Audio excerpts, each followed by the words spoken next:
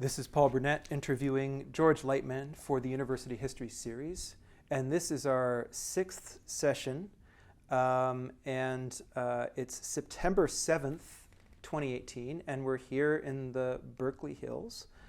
And the last time we talked, you were finishing up as a graduate student. You'd finished your dissertation and you're about to enter the next phase of your life. But to get us there, why don't you tell us a bit about your personal life in the mid-1950s as well? Okay. I think we had already mentioned that I had met Nancy, and we were almost engaged by the early 54 years. And then the question of my getting a very, very handsome fellowship, I guess is what you might call it, towards working towards the PhD.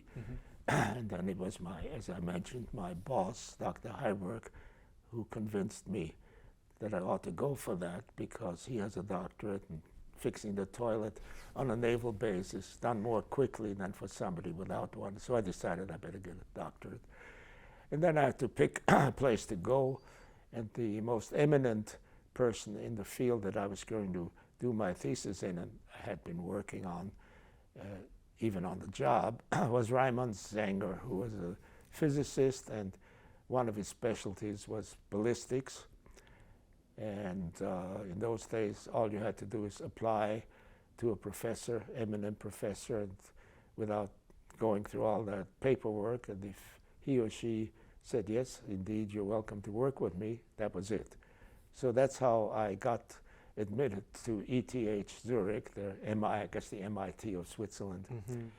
And then, so everything was dissolved. Nancy, for example, thought she would not see me for some time, and so she quit her job at China Lake and moved to San Francisco and got a job there. So that must have been sort of the middle of 54. And I was getting rid of all my stuff, already packed a steamer trunk, and it was waiting at the pier in New Jersey, actually, for me. And then early in August, I guess, I was visited, as I already recounted, by two gentlemen from the Office of Naval Intelligence, fellow special agents, I guess. Yeah, right. Did you mention that to them, or they knew it? No, already, they knew that, and they told me I could go anywhere, for my degree, but not in Switzerland because remember it was the height of the Cold War, because it was a nest of spies, which probably was true. They just didn't discriminate whom they were allowing the spying, and. So there I was stuck, and as I again recounted quickly, I mentioned this to two professors from Berkeley who were consultants, one from engineering, Werner Goldsmith, and the other one from the math department, whom I had already known before because he was interested in the work I was doing at the time on the equations of rocket motion, general notion of variable mass systems. He had written a couple of actually papers, reports at China Lake about this. One is called the Rankin-Leitmann formula something. And they were able to get me admitted to Berkeley almost immediately. I was going to work with Werner Goldsmith, who was a very young professor. He was sort of I think he had just actually become an associate professor, so, and so that was one fortuitous consequence of having been denied the possibility to go to Switzerland. So that was an immediate plus, of course. And that became more and more obvious as the years progressed, how lucky I had been. And the other one, on the more personal side, was the fact that I could reunite with Nancy just a couple of months after we had parted.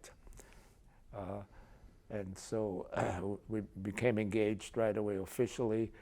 When I returned to Berkeley September, I guess, the beginning of the semester anyway, 1954. And then almost an immediate consequence was that we were married the following January 55. Just as an aside, my mother came out from New York. One of the two aunts that I had in California, this was Aunt Adele, was involved in sort of making little festivities. She was going to plan the wedding dinner, which was all going to be family. There wasn't anything official. And again, to please my mother, since I'd become an agnostic after Kristallnacht, I agreed that I would be married by a rabbi, and it was one of the old synagogues which I simply don't remember now. What I do remember is Nancy and I were married privately in the rabbi's study, and he was a doctor of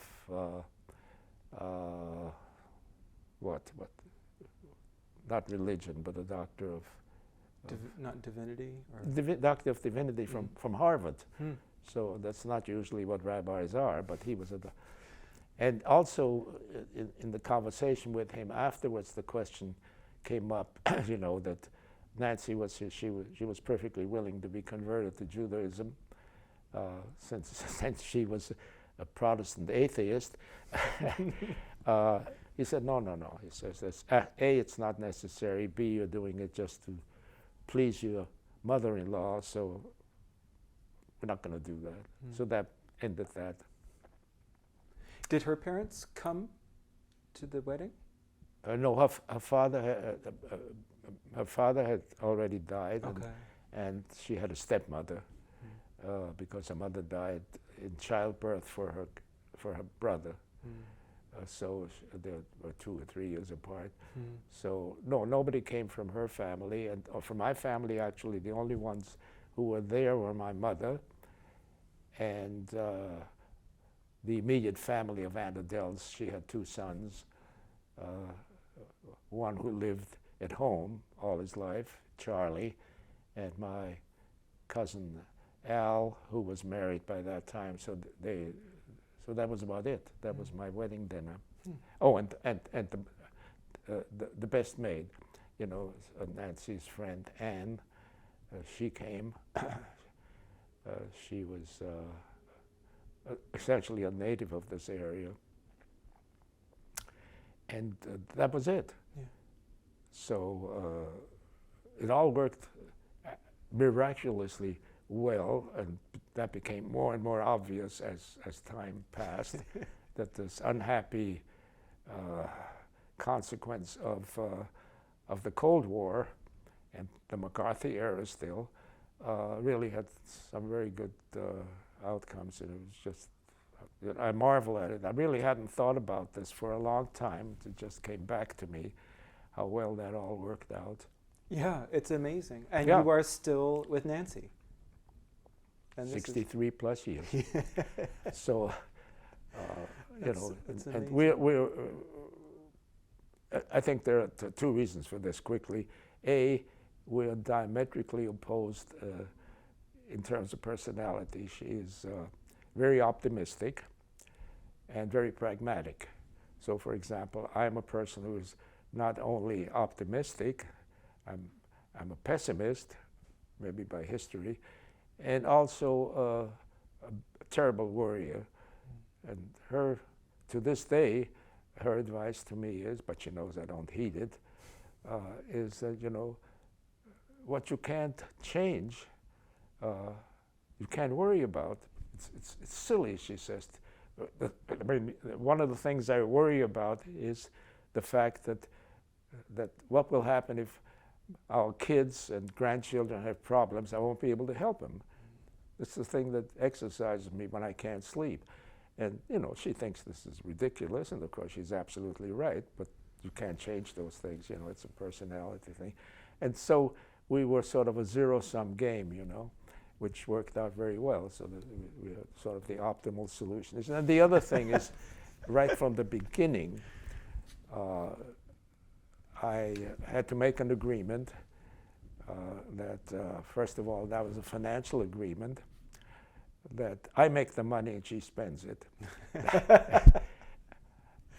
Well, you know, and the other one was that we would not try to change each other. Might learn from each other, and that's exactly what happened. She, for example, usually went to bed very late when I met her, you know, 2 o'clock in the morning, and then sleep late. And she changed for many years until just very recently. She used to, you know, sleep late, and I got up early. And to some extent, now again, we're still learning from each other because I have to wake her up in the morning. She still likes to sleep late from the days when she stayed up till 2 o'clock. She's catching up. Yeah, sort of thing. Okay, so, you know, I've been very fortunate in this and many other respects, and this will show up when I talk a little bit about the consequences professionally of it. One, we already know. I came to Berkeley, A, got my degree at Berkeley, B, however, it turns out I got my degree in '56, in the fall of '56, or the June of '56, I guess.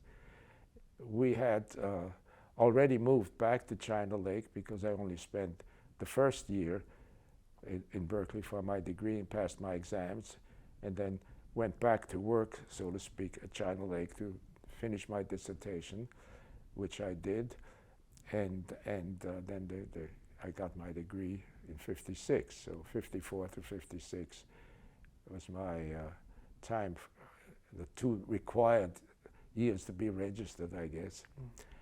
And then, really to my surprise, in '57, the department, my department where I got my degree, invited me to join the faculty. At that time, the chair of the ME department was Professor Walter Soroka, which, by the way, means noisy bird in Russian, and really awfully nice man. But I did learn something else just as an aside in this process, and it shows you that I wasn't very bright diplomatically, and I learned a lot from that. While I was doing my dissertation, which basically involved dealing with mechanical systems whose mass change, rockets, for example. You know, the exhaust leaves, and if with big rockets, that's a major part of the mass of the rocket. You know, in a V2, that's like 90% is the fuel. You know, so you can't have this business. We'll assume, you know, that the mass is almost constant. Right. It just doesn't work. So our chair at the time I started my degree was a gentleman by the name of Merriam. I forget his first name. And he had written a very successful undergraduate book in mechanics, primarily dynamics, particularly because he had very good examples. And most of the books in those days did not have very good examples. But I found out in the process of doing my dissertation that he had some examples where he was absolutely wrong in the way he solved them. And in fact, he had the wrong equations for mechanical systems of variable mass.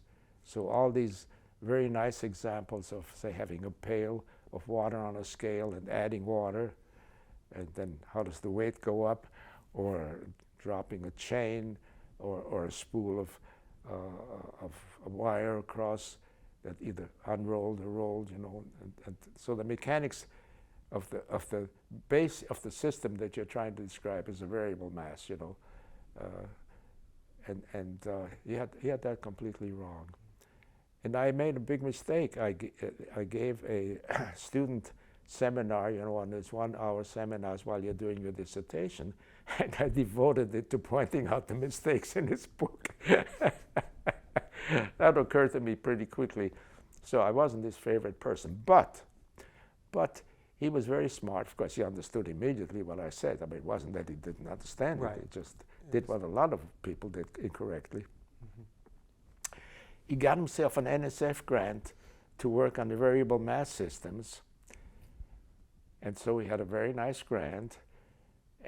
And the only other aside is he was going around lecturing on variable mass systems, and he was at, maybe it was Carnegie Tech, anyway, one of the tech colleges back east, and he gave a lecture on this. And one of the people during the question and answer period got up and said, well, what isn't this in Leitmann's thesis?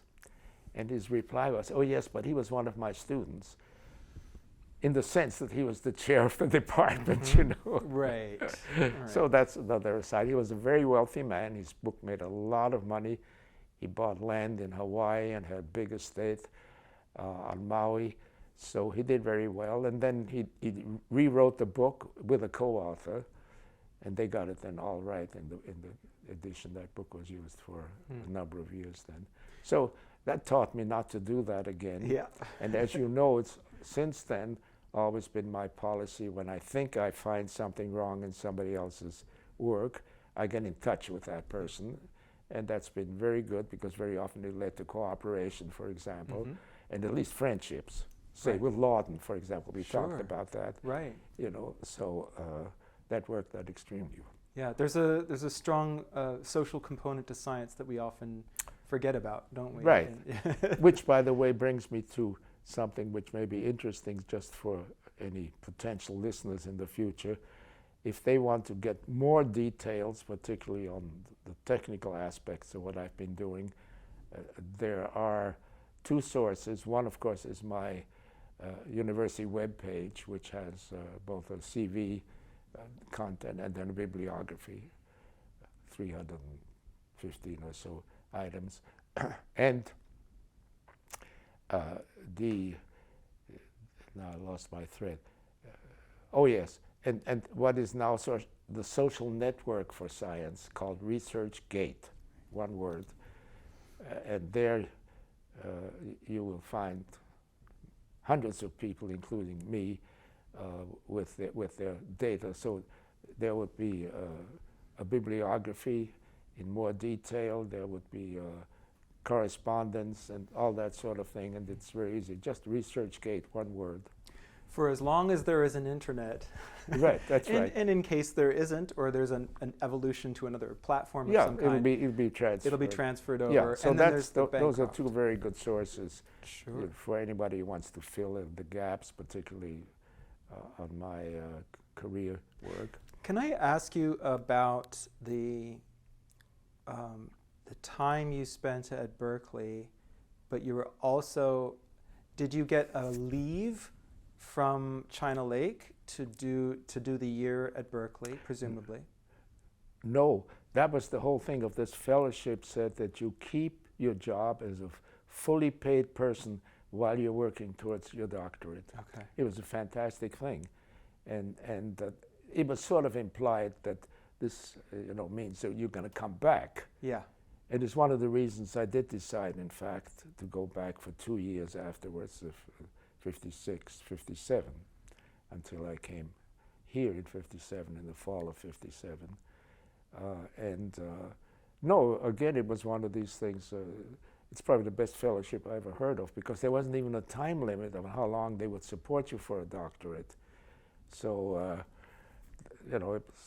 but it was sort of at just the beginning of the space age.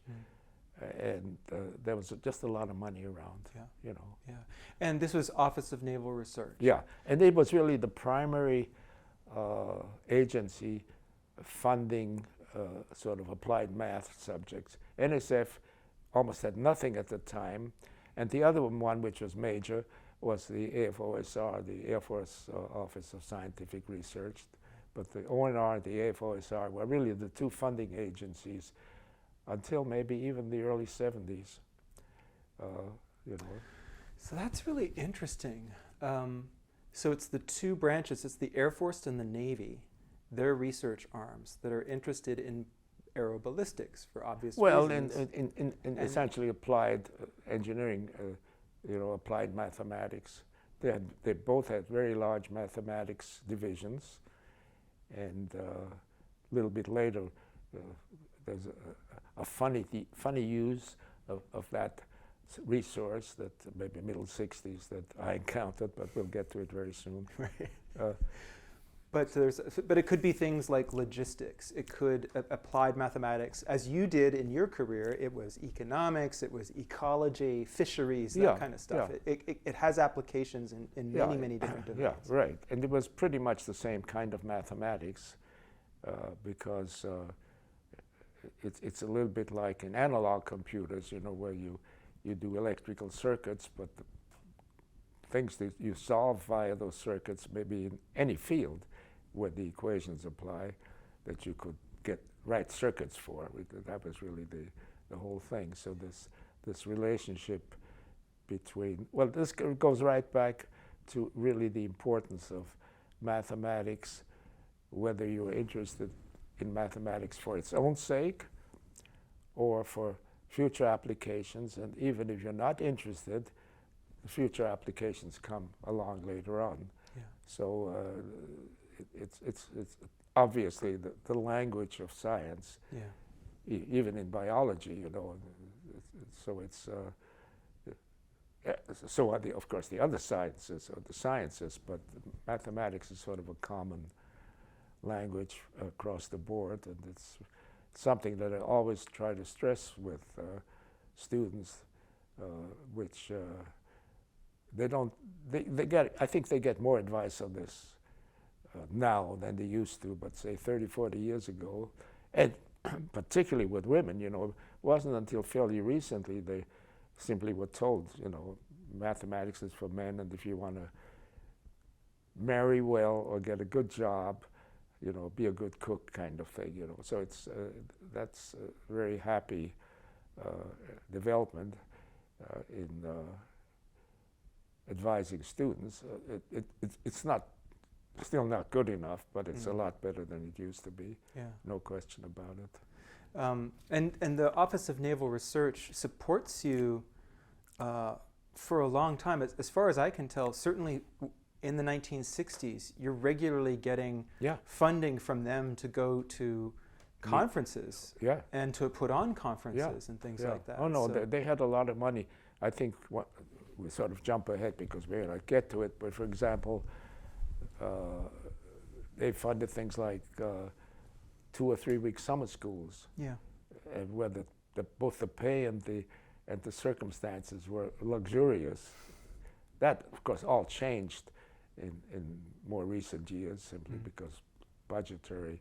And this is universally true. It's true, for example, my European colleagues tell me the same thing, that the budget restrictions have been much more stringent than they used to be, even, you know, in Germany, for example.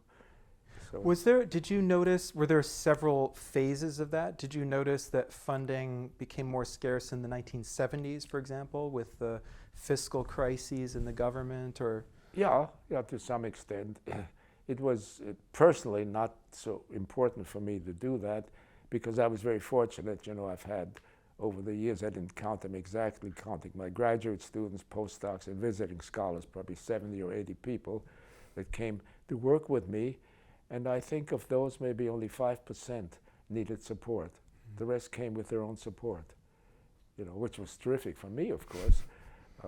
And of course, I was in a field where, which wasn't experimental, so I didn't have a laboratory to support. So it was really only maybe getting a summer salary or going to meetings or paying for, you know, numerical work on the computer, that kind of thing, so that I didn't have huge budgets at any time compared to, you know, the $1, $2, $3 million budgets for people with big laboratories. Right, with potentially tremendous payoff, though. So you might be a cheap date in terms of the investment in research. Well, you know, that's a judgment I leave to others. But and you know, I very often needed support for student support, graduate student support, and that came almost entirely from those ONR, then later some NSF funding. Right. So, except for maybe my Iranian students who had enough money in those days, not, you know, when the Shah was in, of course, there was no problem. They came with buckets of money. So it depends on where they came from. So you were you had returned and agreed to return to China Lake to work there, but you had then received this offer to join the faculty. Yeah. So what was that like to? No, I was very happy. Yeah. I was very happy, and they didn't because there was nothing in writing that said you were required to come back or anything like that. It was sort of like a gentleman's agreement. It wasn't even mentioned orally, but I knew that that they were hoping, obviously, to get somebody as a doctorate, and so that. But that was sort of sub rosa, It wasn't really spelled out. And I'm glad I did that, because it would have been I felt like an ingrate if I didn't do at least spend a couple of years, and really only used the salary the first year when I was at Berkeley. Second year I was on the job again, and the quid pro quo was that during the night I could use the computer, Right. and they had a much better one than they had here, one of the IBM machines. Right. So it all worked. The more I think about all those aspects of my life, I can't believe how. And Nancy and I talk about that quite a bit with respect to other aspects, how lucky we've been, and certainly I have been, family-wise and professionally, and maybe it's to make up for my 2.5 years under the Nazis. Maybe there's some kind of guardian angel involved there. I don't know. So. Maybe. And so you did you ever encounter or think about Rimmel Zenger at ETH in Zurich, or is that a completely path? Well, you did not take? Just a couple of months ago, I looked him up, and I found him. He's a you can Google him. He was that well known, and he died in 1962 because I came across a newspaper article on him and really the obituary. Yeah, so I probably would have barely finished. Well, I would have, but no, he was really quite a well-known person. Mm. So in a way, but I mean, he did very well without me. Let's put it this way. Well, so you come to campus and they now have someone who's working in this domain. So now you've become that expert at Berkeley. What were your thoughts around developing a research program? Did you think, I'm going to extend the work I was doing at China Lake and for my dissertation? That's also, you joined the faculty the year of Sputnik. That's right. So if I look at my bibliography, say from almost everything that I did at China Lake that got to be a report was restricted, so I couldn't. I can't even. Well, I can put it on my bibliography now, but I don't really care. But the first paper I published in the open literature was a paper in 1956.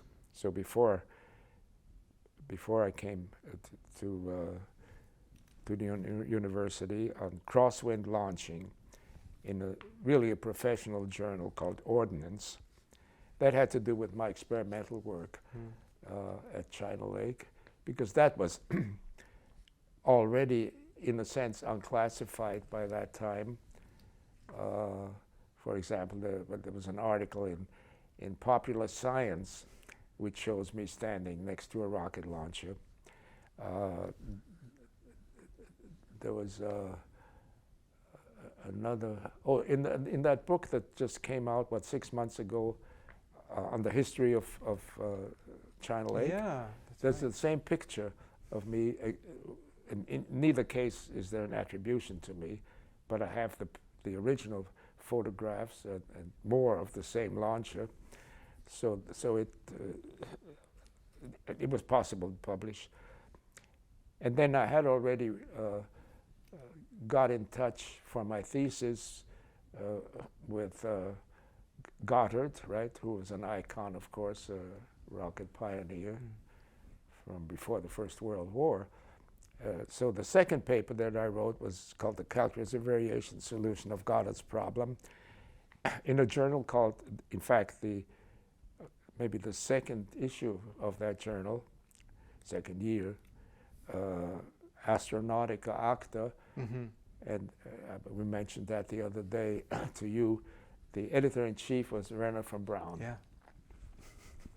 So that was sort of funny. Then, in fact, I worked on related problems and published on related problems, maybe for the first 20 or 25 of my publications.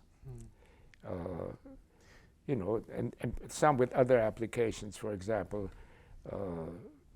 determination of air density at high altitude by means of an Earth satellite. So that was sort of involved with high altitude rockets in a way. Then I did become interested in what later really sort of led into game applications. I wrote a paper on optimum pursuit problems. So this now involved essentially somebody trying to catch another object and the other object trying to get away, kind of thing. And that I published in the Journal of the Franklin Institute, which was a very, very general journal, of course, and still is. And because I think you asked me why Journal of the Franklin Institute, because they published almost in every field, and they still do. But it seemed, but it didn't have so it didn't have a focus on control systems per se. No. Okay. No. And then one of the first papers that actually to this day is being referenced, I just looked it up, there were recent papers, people presenting a paper at a meeting, they were Romanians, they referenced this paper, and so it's amazing. It was called On the Equation of Rocket Motion, which was sort of the model, the simplest model that I have in my dissertation. In aeronautical engineering, what was it called? No, the Journal of British Interplanetary Society. Yeah. I guess we mentioned there were really only two, that one so nicely called that, and they weren't fancy about it, it still exists. It's still called that. The British are much more conservative and adapting, titles. And the other one was then called the Journal of the American Rocket Society, which became the American Institute of Aeronautics and AIAA. Right. So that of course is the current title of that organization. So it's the major aerospace professional society in the United States. Yeah. So these were modern. These associations are either retooling for the space age, the coming space age. Well, and also for military purposes. Yeah. Very much so. Right. What was published very often was applied to space age things or stuff like that, or commercial airliners and stuff like that. But very often the basic support that came from the military organizations like ONR and AFOSR certainly had behind that, the impetus of developing theory that would be useful, could be extended, and not give away the details of the systems. Yeah, so that really was the whole idea. Then I had more on Goddard's problem. Then again in the Journal of the Franklin Institute, I had a paper on programming for maximum range. American Journal of Physics, optimal payload ratio relation for multiple stage rockets. So there were outlets in more general journals, and they were maybe even more interested in the physics of the system, as it in American Journal of Physics. Then there was a journal which still exists called Jet Propulsion, where I wrote a paper on the vibrations of variable mass systems. Then again, the Journal of British Interplanetary Society. And then the paper that is again both still quoted and which actually got me in touch with Russian colleagues was a paper that I published in 1959. So I was still an assistant professor when I wrote the paper, because I was an assistant professor from 57 to 59 and then got promoted to associate professor in 59, called On a Class of Variational Problems in Rocket Flight. And that was in the Journal of the Aerospace Sciences, which still exists, in 59. And the first paper that I presented at an international meeting was actually, I think in 59 in London, which has a little side story to it. It's called Some Remarks on the Optimum Operation of a Nuclear Rocket, which really meant a power-limited rather than a thrust-limited rocket, but but there was no objection to that.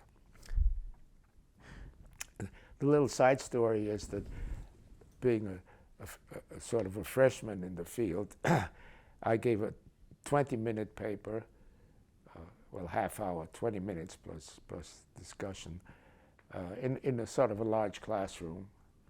And then the important papers, which were sort of the plenary papers, were in a very large lecture hall, sometimes seating hundreds of students.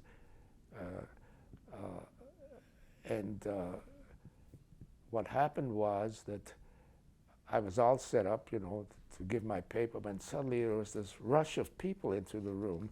Finally, they sat on the steps, and I couldn't figure out why. Then I found out that Theodor von Karman had decided he was going to come to my little paper. Maybe he was interested in, being had a nuclear rocket in the title or something like that. And when that was pointed out to me, I was very nervous, and had a huge audience. I must have had 300-400 people, in that classroom. They were standing in the hallways. And he was very nice. He raised his hand during the question and answer period and said he wanted to say something. And I said, oh, here I'm in trouble. And I forget now the details, but all it was that he wanted me to call a certain equation by somebody else's name. He said, I really like your paper, he said, but I have a suggestion, I guess it was a historical note. He knew that somebody had done this earlier or something, I forget now. So that was my first experience, direct experience with an icon.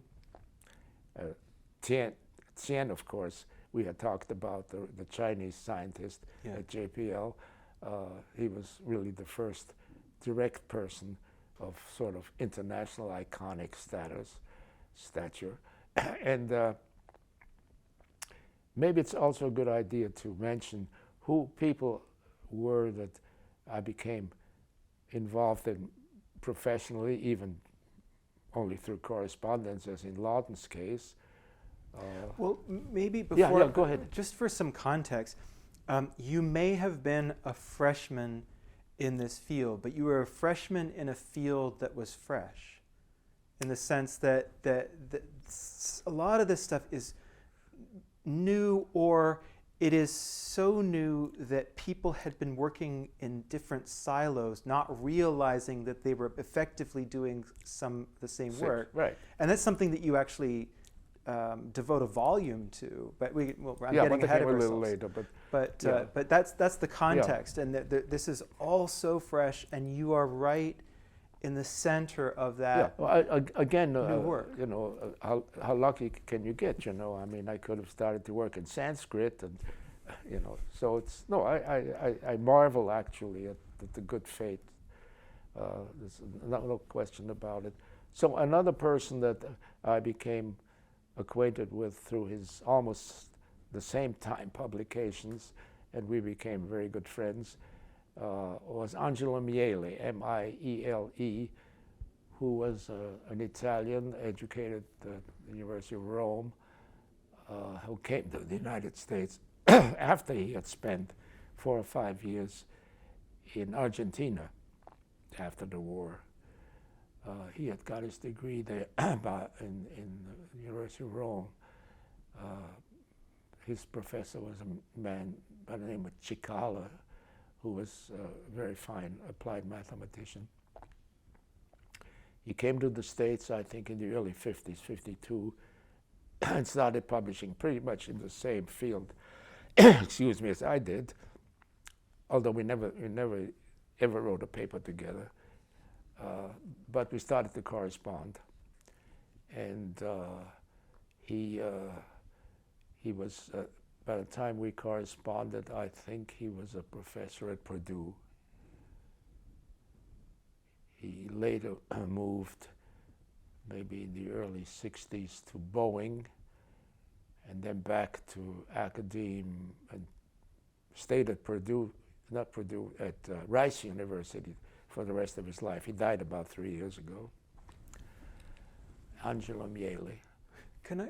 Sure. I don't want to interrupt your flow. No, that's fine. But I do want to ask about it occurred to me thinking about science in the 1950s and 60s. And of course, physics is the queen of the sciences, and chemistry is the big science. And big science means capital intensive, very expensive research programs.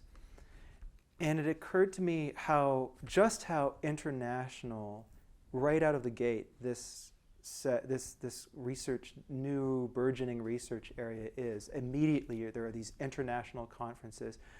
And it occurred to me how participatory it was, because you didn't have to have expensive equipment necessarily to think through the mathematics.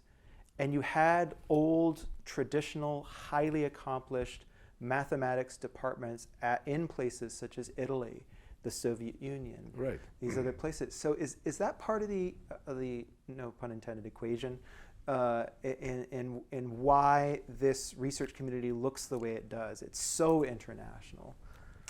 Well, certainly true that particularly when it got to be space flight, that was something that everybody was interested in.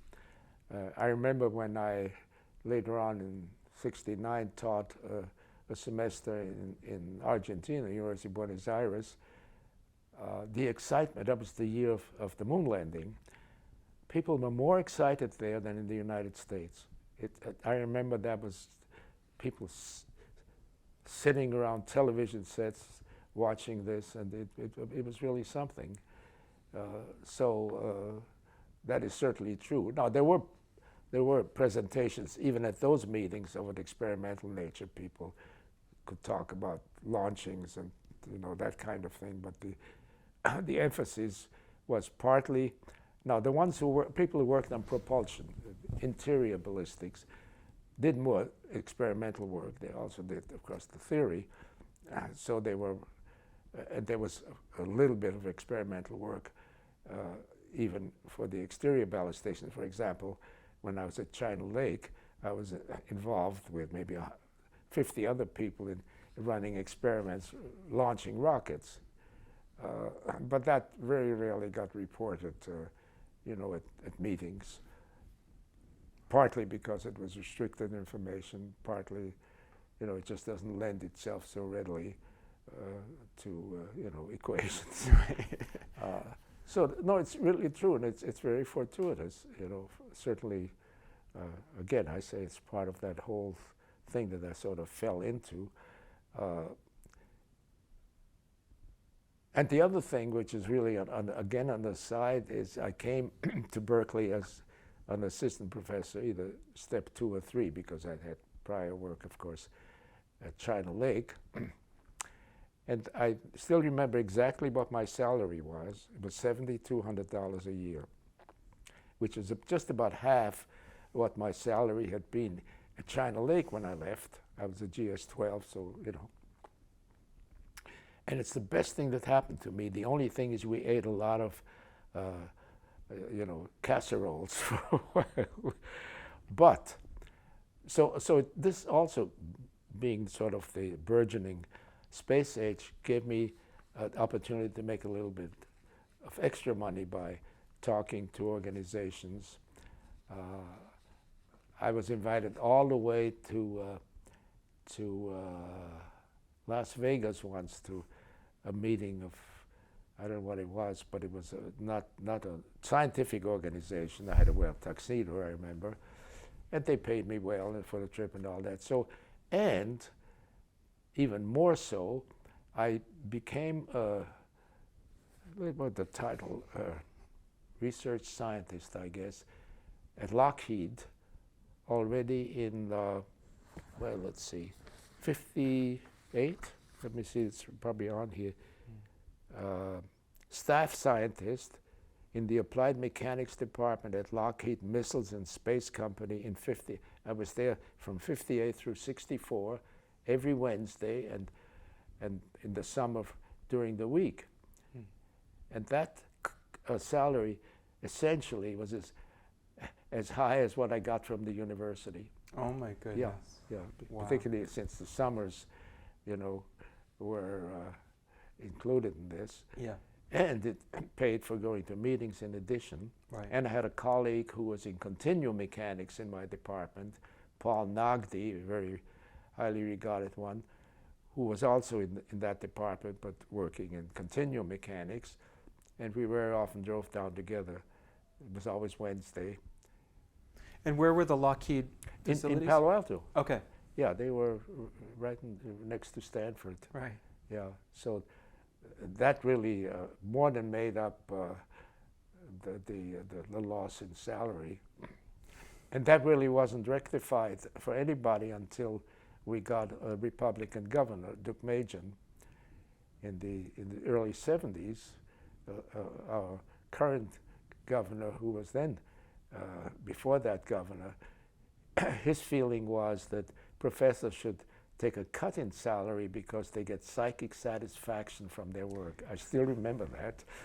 I think you've quoted Governor Brown on that before, haven't yeah, you? I'm sure. The psychic Well, in a way it's true, because it's exactly, you know, what I experienced. I certainly wasn't unhappy in taking a salary cut.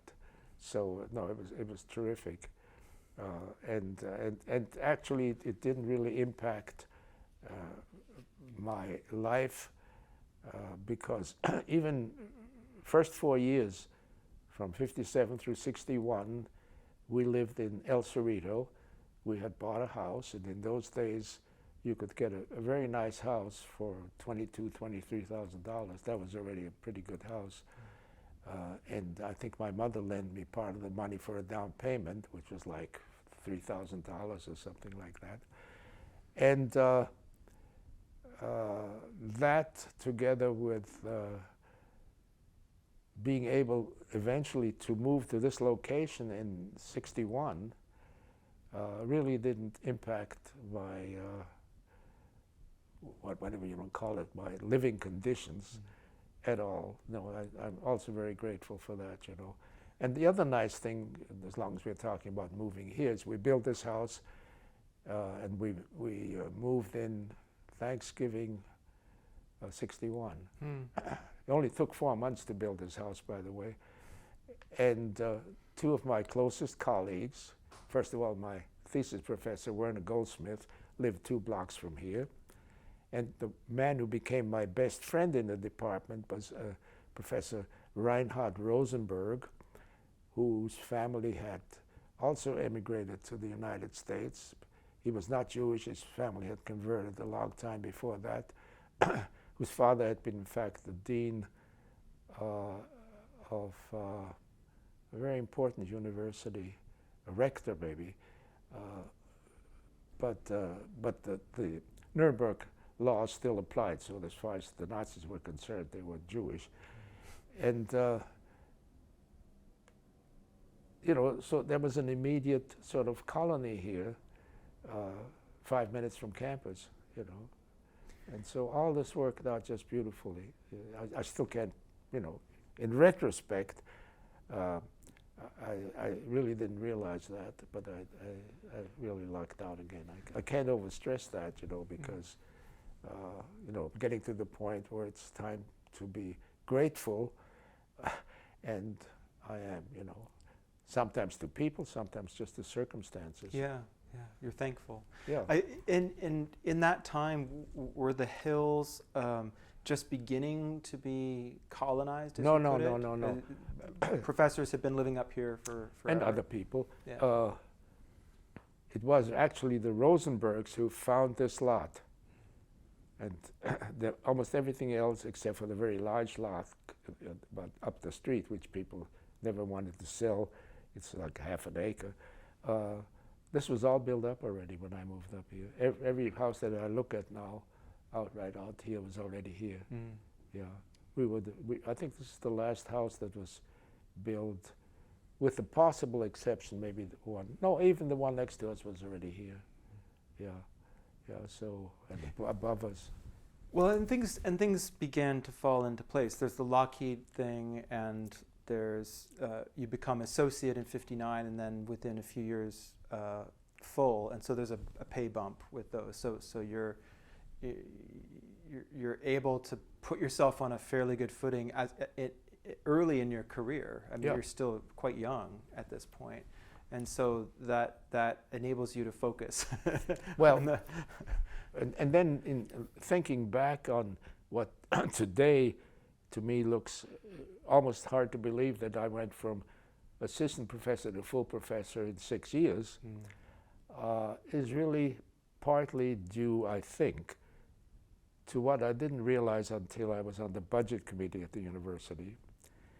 But this is why I mentioned looking at the papers that I published between 57 and 61. Mm-hmm. My first co-author paper was, I'll get to that in a minute, was in 61 also. So the first 25 papers were single author papers. And that was always a problem when we were considering people for either hire or promotion. Who did what? The co-authors or the guy that was up for promotion? And for my whole career up to full professor, there was no such question asked because all my papers were single authored. And I think that's, again, a pure happenstance. You know? Well, do you think there's also, before you finished your dissertation, you had been working in aeroballistics. You were the head of aeroballistics. Well, yeah, for part of that time. For part of that time, Yeah. but still, this is before you finished your dissertation. Yeah. So I think, what's the phrase they use in criminal justice? Time served. So you had a certain amount of Yeah. investment in Yeah, I'm sure that academic was work. taken into account. Yeah. You know, and they could have appointed me as an associate professor, but they didn't. Didn't want to take that much of a chance. Yeah. So no, obviously it was, you know, I rushed through my bachelor's and master's degree at Columbia also, so that the total time spent on campus was 5 years, if I don't count the second year at China Lake, and you know, I'm not trying to be cute, but it does account for the fact that I'm certainly undereducated, particularly in mathematics. There's no question about it. And that had a consequence that I would take an idea so far, and then it was very often a graduate student or a postdoc who knew more mathematics than I did, or who introduced me to additional things that really sort of pushed the subject along. And so very often the first paper I wrote might have been a note with an idea, and then people would come along. This has even happened 4 or 5 years ago, where I talked about a subject that we'll get into in a minute, and it wasn't really taken up until 4 or 5 years ago by, in one case, a friend and colleague at USC, who then with his students, and I co-authored a couple of papers with him, just as a courtesy to me, I think. So I guess what I'm saying is that the way I pursued a subject was partially that I only could take it so far. And the holdup usually was the required mathematics to push it further. And the other one was that I did want to get away from computing because it was such a a nasty business when I wrote my dissertation. So I said, I'm going to get students who are going to do the computing and postdocs, and that worked out very well.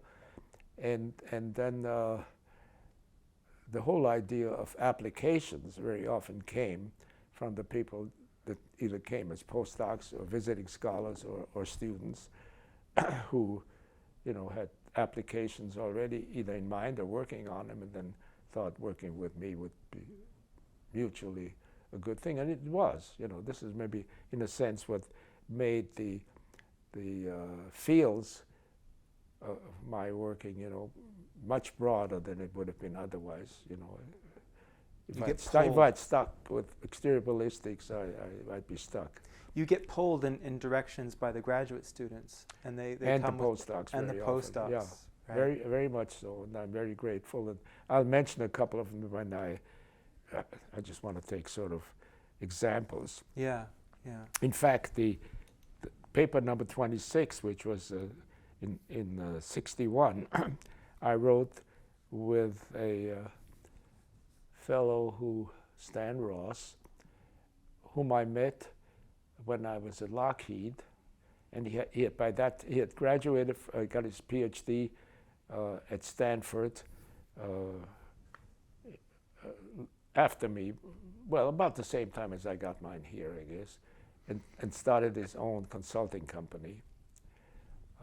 And he was a student of Arthur Bryson's, who was very well known, of course, and regarded. And we became very dear friends. It was very tragic, as so many cases. He died maybe in the 70s, very young. Excuse me. So how interconnected on the one hand and how really stochastic these things are is really amazing.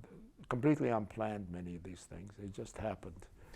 Well, let's accept for a moment that it's true that you had an abbreviated mathematics education. You would have liked to have had a more complete education to enable you to go farther. And that later graduate students, and postdocs would help you to complete or extend your thinking on things. In the late 50s and early 60s, you're beginning to, because you're there at the beginning, you're beginning to get a sense of the scope of a field that is coming into being. Is that fair to say? Or is it too early to make that claim? Let's say by 1962. Well, for example, right? when I bring in, say, the Russian contributions into optimal control, called now, say, Pontryagin and his students, they were mathematicians. And so the mathematics they used to get their results were much more mathematical than what, for example, I did eventually with Blaquier, who was a mathematician and a physicist.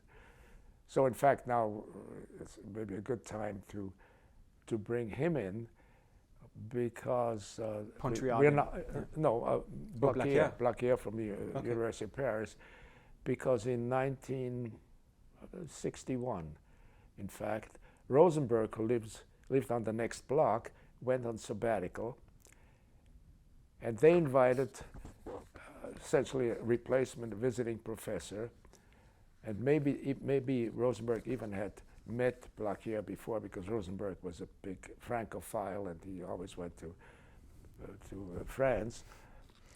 And it turned out that, I guess maybe the hope of Rosenberg's was that he would sort of continue in his footsteps and work on Rosenberg's main interest from a mathematical point of view was nonlinear differential equations and that kind of thing. And he was a little bit disappointed, because as soon as Blaquier came here and I met him, we started talking, and this turned out we were just looking at sort of very related ways of optimization. So he started working with me. Okay. See, so these things are not... In 61? Yeah, I think it was 61. Okay.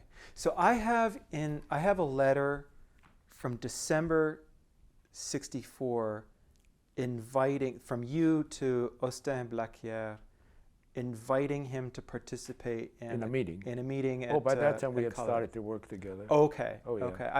That was but it was almost like I don't know if it was maybe tongue in cheek or something, but it was a formal, dear Professor Black. Yeah, because I think it had to be used at his university to give him leave or something like that. I was hoping that would be a clue as to when you began your I think I already met Blaquier in 61, early 62 maybe.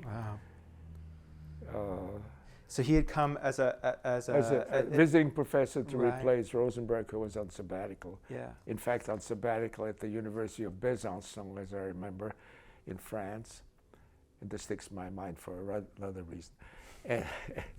And again, fortuitous, really certainly not planned, because there was no way to plan that kind of thing. And it was very interesting because again, Blaquier was much better educated because, France was always big on in mathematics. He had a doctorate in physics, in fact, nuclear physics, and a doctorate in mathematics. He was, we also personally got along extremely well from the outset. So it was, again, a combination of things. And we became very close friends. In fact, just to look way ahead, I was to chair a symposium in Vienna many years later, must have been in the 80s, for Blacquier's 70th birthday, which turned into a memorial meeting because he died on the way to that meeting of a heart attack. Oh my goodness.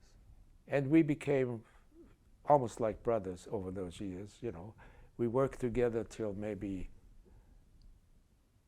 the late 70s, and then he started working on other things. And then I think there were, but we, for example, co-authored 2 books in the 60s. And one, in fact, was a book in French, and the other one was academic press book with one of his students and me. And then we, I think, co-edited probably 4 or 5 books. In passing, I want to mention that of the 12 books that I edited or co-edited, I was also a co-author in every one. I edited a book that I didn't also contribute to. So sometimes 1 or 2 chapters, sometimes half the book. So it's, again, of the,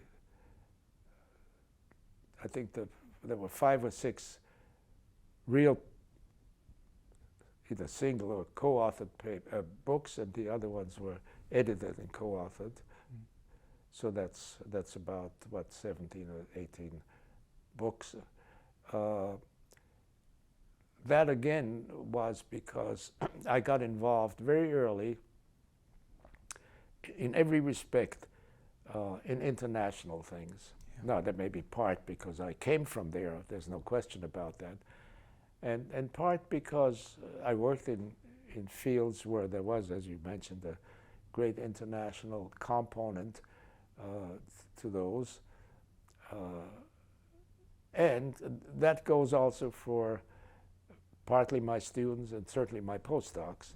For example, the first 2 postdocs I had here came from Italy. And again, since I was an Italian by conception, that seemed very appropriate. Do you mention that to them every time? Endear you to the I'm an Italians? honorary Italian. That's because, right. So, and Nancy did her graduate work in Romance languages, and Italian was sort of the main language. French and Italian were the main languages. So all this sort of fits together. So that gave this kind of international flavor to really my whole personal life and my career, if you want to call it that. I'm always amazed of the amount of traveling I did. And when I looked at it the other day, I said, was I ever here? Mm-hmm.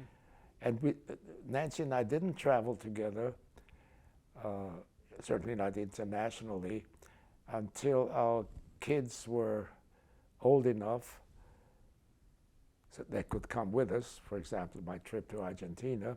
Or my mother retired and moved to Berkeley in 1969, and she could sit with them. So before that, we traveled separately. And I think the second international trip I took was actually to Japan. It must have been 61. Maybe that's in there somewhere. Yeah, it is. It should be in there. Well, just to summarize, when I went through your travel log with all your boxes of folders of your trips, it's astonishing how much you traveled from the late 1950s until the 2000s. Yeah. Multiple international trips per year. And at this time, you're going to these conferences, but they're often the first annual international conference in X, or the second international, or the third. These are brand new meetings. Yeah. Not. I'm a historian, so I'm used to the 108th. Yeah, right. 17th century. Right. So this is it's a brand new set of fields, and it's not. It's you can tell it's going by different names. Sometimes they refer to very discrete things. Sometimes they are different names for some of the same basic sets of questions and techniques. But that's kind of where you're headed. At what point was it in your interactions with Russians and the Pontryagin circle where you began to realize that people were working in siloed disciplines on these same problems and coming up with similar and in some ways identical? And then sometimes not even realizing that it had been done 100 years before. Right. Maybe not quite as elegantly. After all, there was a time when there were no equations, people used words, so it's but there's another aspect. I don't want to be cynical about this, but certainly in the military applications to rocketry, for example, where there was work done, or the space age, particularly once we got into a contest with the Russians, there was an awful lot of money. So these meetings could take place simply because there were sponsoring agencies, which didn't exist before. So I think there is that additional aspect, which is more pragmatic, but nonetheless, it isn't just a science. I think it's just that there was more money. I don't want to put words in your mouth, but I can't imagine that it must have been exciting because it was new, because the relationships were new. These are brand new people in your life from whom you have so much to learn, and they from you. So. No, it was very exciting. Again, I think I was very fortunate to be in this kind of general field, number one, and that there were so many interesting people who, in some cases, really nice people that with whom I could become real friends, such as Blanquer, for example. He was never my wife's favorite person. She liked him, but he didn't have a sense of humor. I'm sure I told you that story. We were driving along in Paris, and when he was smoking? He's smoking, yeah. And he said, Nancy said, "You better get a new car, your ashtray is full." And he said, no, car's very expensive in France. And he was serious, So it was that kind of thing. Right. I rather like that kind of thing because it sort of made it different from the way people usually react, Yeah. And they had a three-legged dog, for example, whose name was Hugo. And he used to carry him upstairs always when they went to bed. So there were all these little things. But on the other hand, when I first met him in the early 60s, they lived in a walk-up apartment house in Paris. There are a lot of these 5, 6-story places you got to walk up. And they had a toilet where the toilet seat was slightly cracked. You had to be very careful to sit down, not to be pinched, you know. Suddenly these things occurred to me. Aha! Right. But he had quite a mind, and Oh yes, and it was really stimulating to talk with him. Absolutely, and we had a very nice system. He very often stayed with us here when he was here for a few weeks at a time downstairs, which had been essentially guest quarters. It was Joseph's apartment and then became guest quarters. And he smoked cigars. But the other thing is in the office, in my desk, we had a bottle of really good French cognacs.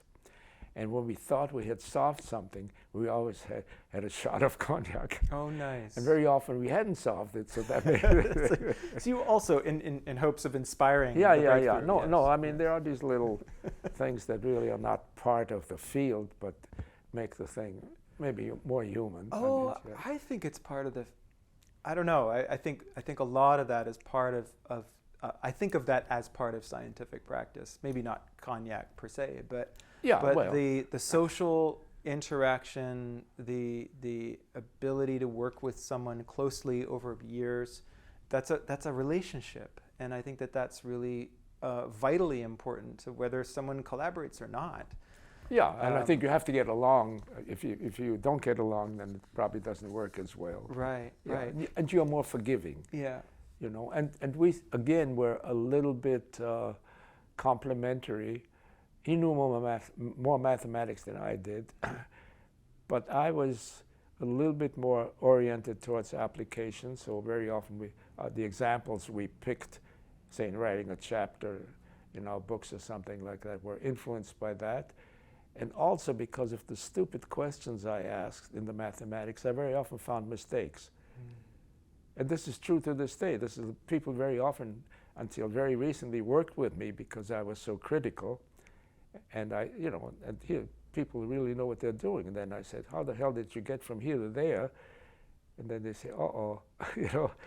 And so this is, one of my maybe, contributions that I could make over the years is that I was a little bit of maybe too particular. Some people like it, some people don't like it. For example, when we won't push it too far ahead, but one of the reasons, because you brought it up, is that I edited really was probably my first book. I think it was 61, let's see. 62? 62 maybe. Optimization techniques? Yeah, optimization technique with applications to aerospace systems, with academic press. By that time, I had met another icon. Why? Because Richard Bellman, he certainly fits that class, and it brought it back to me when I looked up the other day his birth and death dates, which I knew approximately. First of all, he was a scientist at RAND in their divisions. RAND was sort of the Air Force think tank. And the other person who was in that think tank at the time was another person who was in a sense an icon, with whom I became not as good a friend as with Bellman, was Rufus Isaacs, who was sort of the first person to work in what's called differential games. And these were all things that sort of came out in the middle 60s. Yeah. I think his book, Pontryagin book, English edition, came out, I think, in 61 or 62. Differential game book by Rufus Isaacs in 64, 65. So I was very interested in saying there's so many things going on. I'll put together an edited volume. And aerospace was sort of the come on. and it's interesting when I tried to invite people or make up the list for invite people to write for this thing. I picked some people that I knew personally. Ted Edelbaum, who died very early, I think maybe has the first chapter in the book. I wrote that down before, but anyway, Miele wrote 2 chapters. Bellman wrote a chapter. I invited everybody that I thought I could find and essentially had some contact to aerospace or applications. And the one person who turned me down was in fact Arthur Bryson at Stanford, because he wanted to know who else is going to be in this thing. And he said, no, I don't think I want to be associated with some of those people. And it's too bad, because, you know, he was a first-rate guy, but, you know, it's interesting. Do you have any inkling as to why? No, we just didn't think a lot of them. For example, I don't think he thought much of Bellman. But he never told me who the people were. He simply said, you know, there are some people I'd rather not, you know, be associated with. So that, you know, it's a free country. But so I got to know people. For example, one of the first people I met in the Soviet Union, and I think my first trip must have been 63, 64, something like that. Isn't there's a conference that you mentioned here. Was it Optimal Control? No, Patriarchin came to the States first time in 64. The second All-Union Congress on Theoretical and Applied Mechanics. So that was 64. Yeah, February, right. Early February. So Luria, yeah. Luria, the father, was a really highly regarded, very famous mathematician in Leningrad. I met him on that trip when I went to Russia. In fact, I still remember that I got a whole bucket full of what's the stuff that the fish have? Caviar? Caviar. Mm. I mean, was it good? It wasn't the best, but in the Soviet Union that wasn't so easy. Yeah. Awfully nice man, and again, already in those days, some intimation of anti-Semitism in the Soviet Union. You know, Stalin, you remember, started that whole thing with the doctor's plot before he died. You know, that whole thing. Luria certainly was more than qualified to be a full member of the Soviet Academy of Science. He never made it beyond corresponding member. He had a son and a daughter who was a ballerina, and a wife. So he was another icon that I met, and then his son was able to emigrate, Arkady, in the early 70s. So Bellman and I were sort of sponsors of the famous Luria's son, who was a mathematician essentially in partial differential equations was his major field. And we got him a job. I mean, we recommended him to Worcester Polytechnic Institute. And he's there to this day as a senior, really senior professor. And we're still very close, the son and I. They came to visit us a few years ago. And the daughter, I think the sister died. You know, again, a contact that is partially predicated on the field and partially simply on my general interest, or whatever you call it, in matters international, because you know it meant so much to me, and I don't know how this all happened, because at the time it wasn't really by design. Mm-hmm. you know, it may have been inspired by it, but there was certainly no plan for me to work on an international kind of platform. Really not. Yeah, I do want to keep at, I mean, you mentioned earlier a self-description, a self-deprecating description of asking dumb questions. But I do want to get a handle on that because I think there is something special. You have a quasi-insider status. You're kind of on the periphery of these different domains. You aren't a full mathematician by your own nowhere lights. near it. Right, okay. So, but you have really, you were part of the theoretical division of an extremely applied rocket division. Yeah, Lockheed, right. Right, well, Lockheed, but also the aeroballistics program at China Lake. Yeah. And so you're at the most theoretical end of applied engineering institutions, right, or projects. Yeah, this may be partly a psychological problem because I've been accused of being pedantic. And that's true because, you know, I always, you know, I'm always often puzzled and then wondering, you know, how did somebody get from here to there simply because I want to know. And sometimes that has a positive effect on the overall performance when that happens. So I was sort of just a pain in the ass, you know, for people who, but also appreciated simply for that because, you know, people want to do something correctly, and sometimes things just get skipped, or people think of, you know, arguments that say, well, we don't have to look too closely. Everybody knows kind of thing, you know.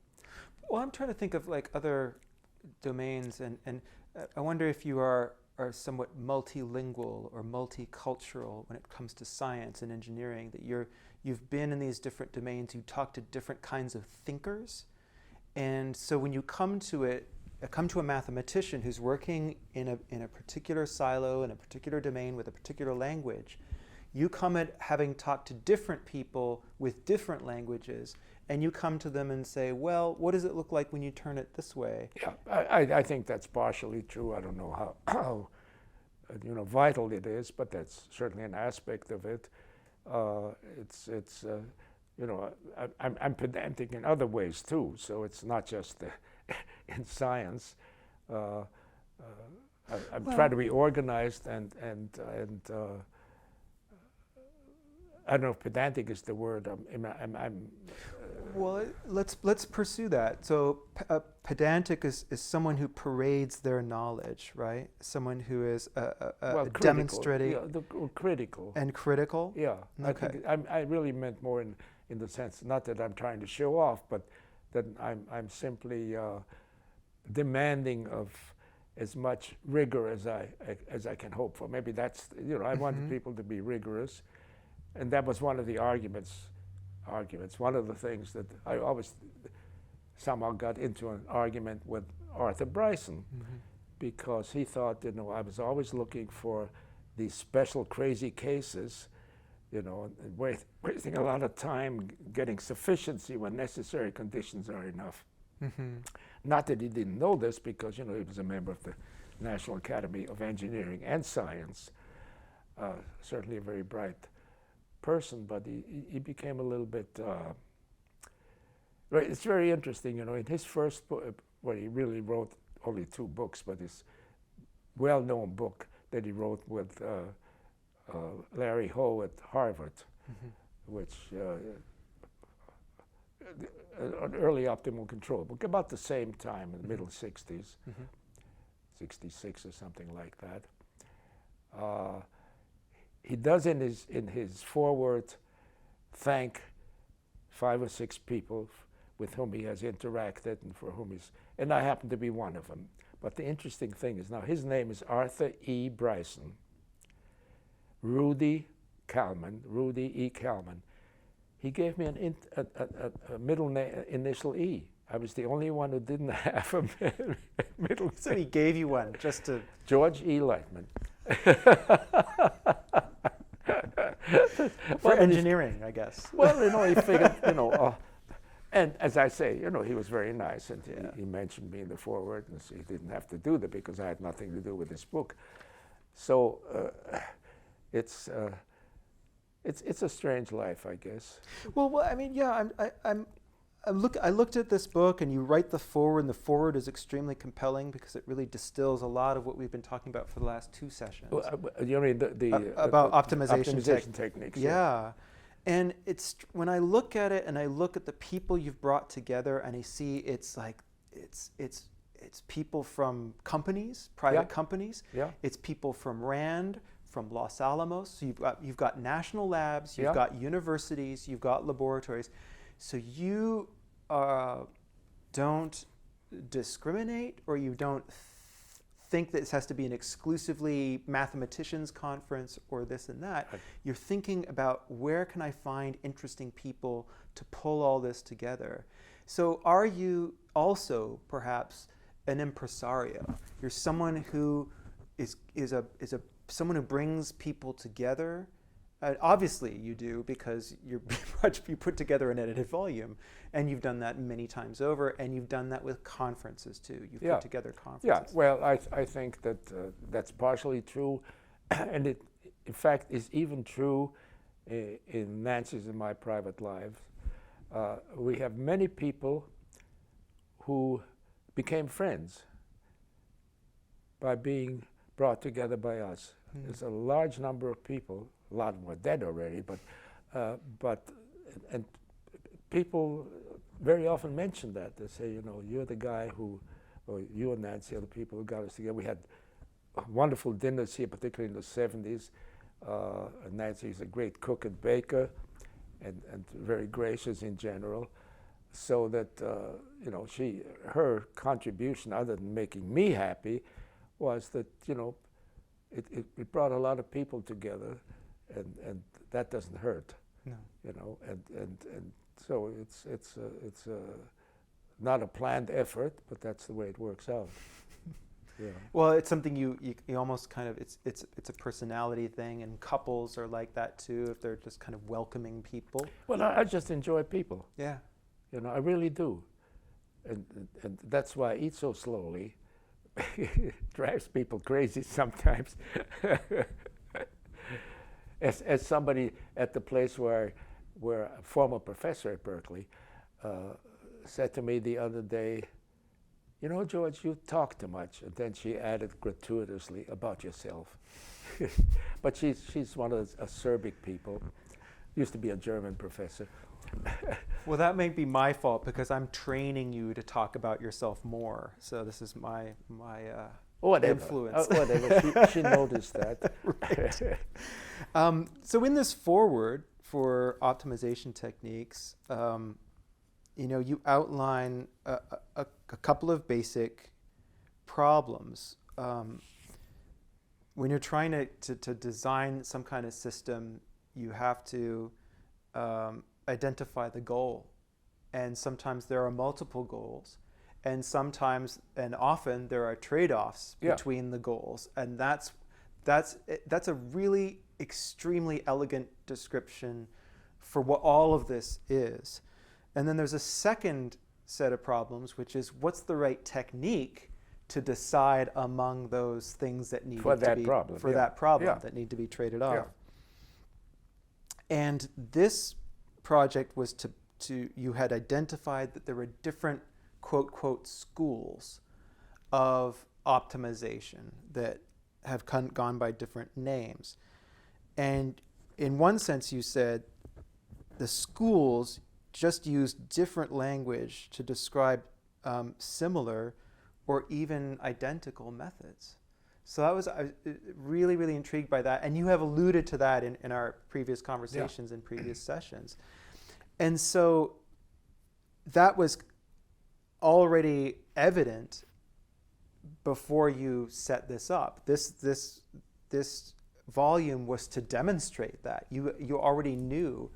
And you had to be one of those people not necessarily the only one, but one of those people who really knew that there were these different schools? Or was that the immediate subject of conversation amongst everyone?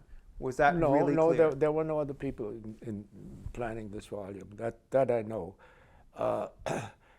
It was partially maybe because I wanted to know about these fields, and I thought, that I would have to read this stuff now, and that sort of forced me into doing this.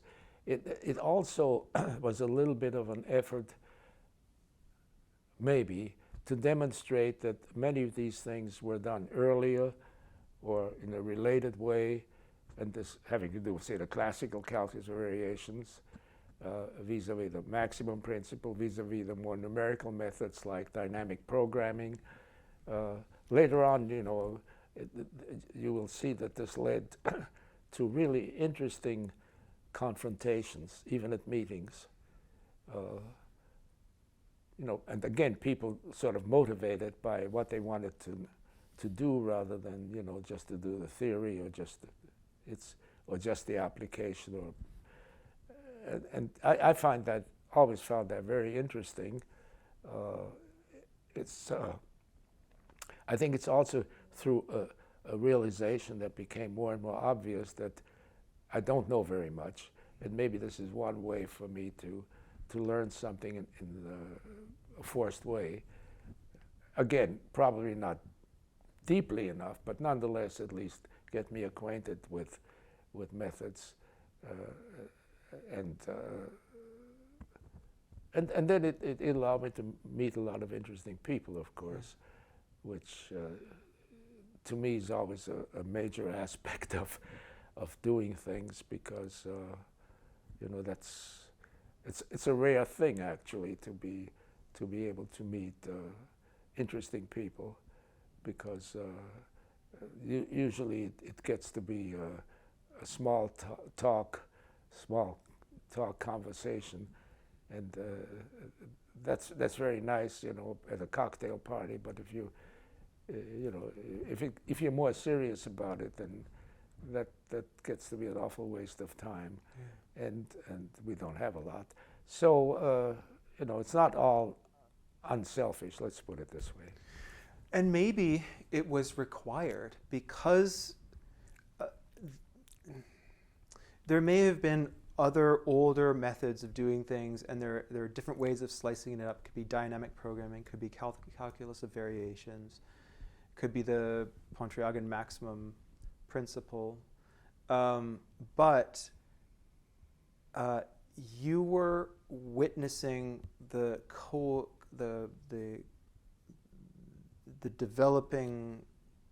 development of a new field or set of fields. And in order to do that, you had to look broadly. You had to think broadly.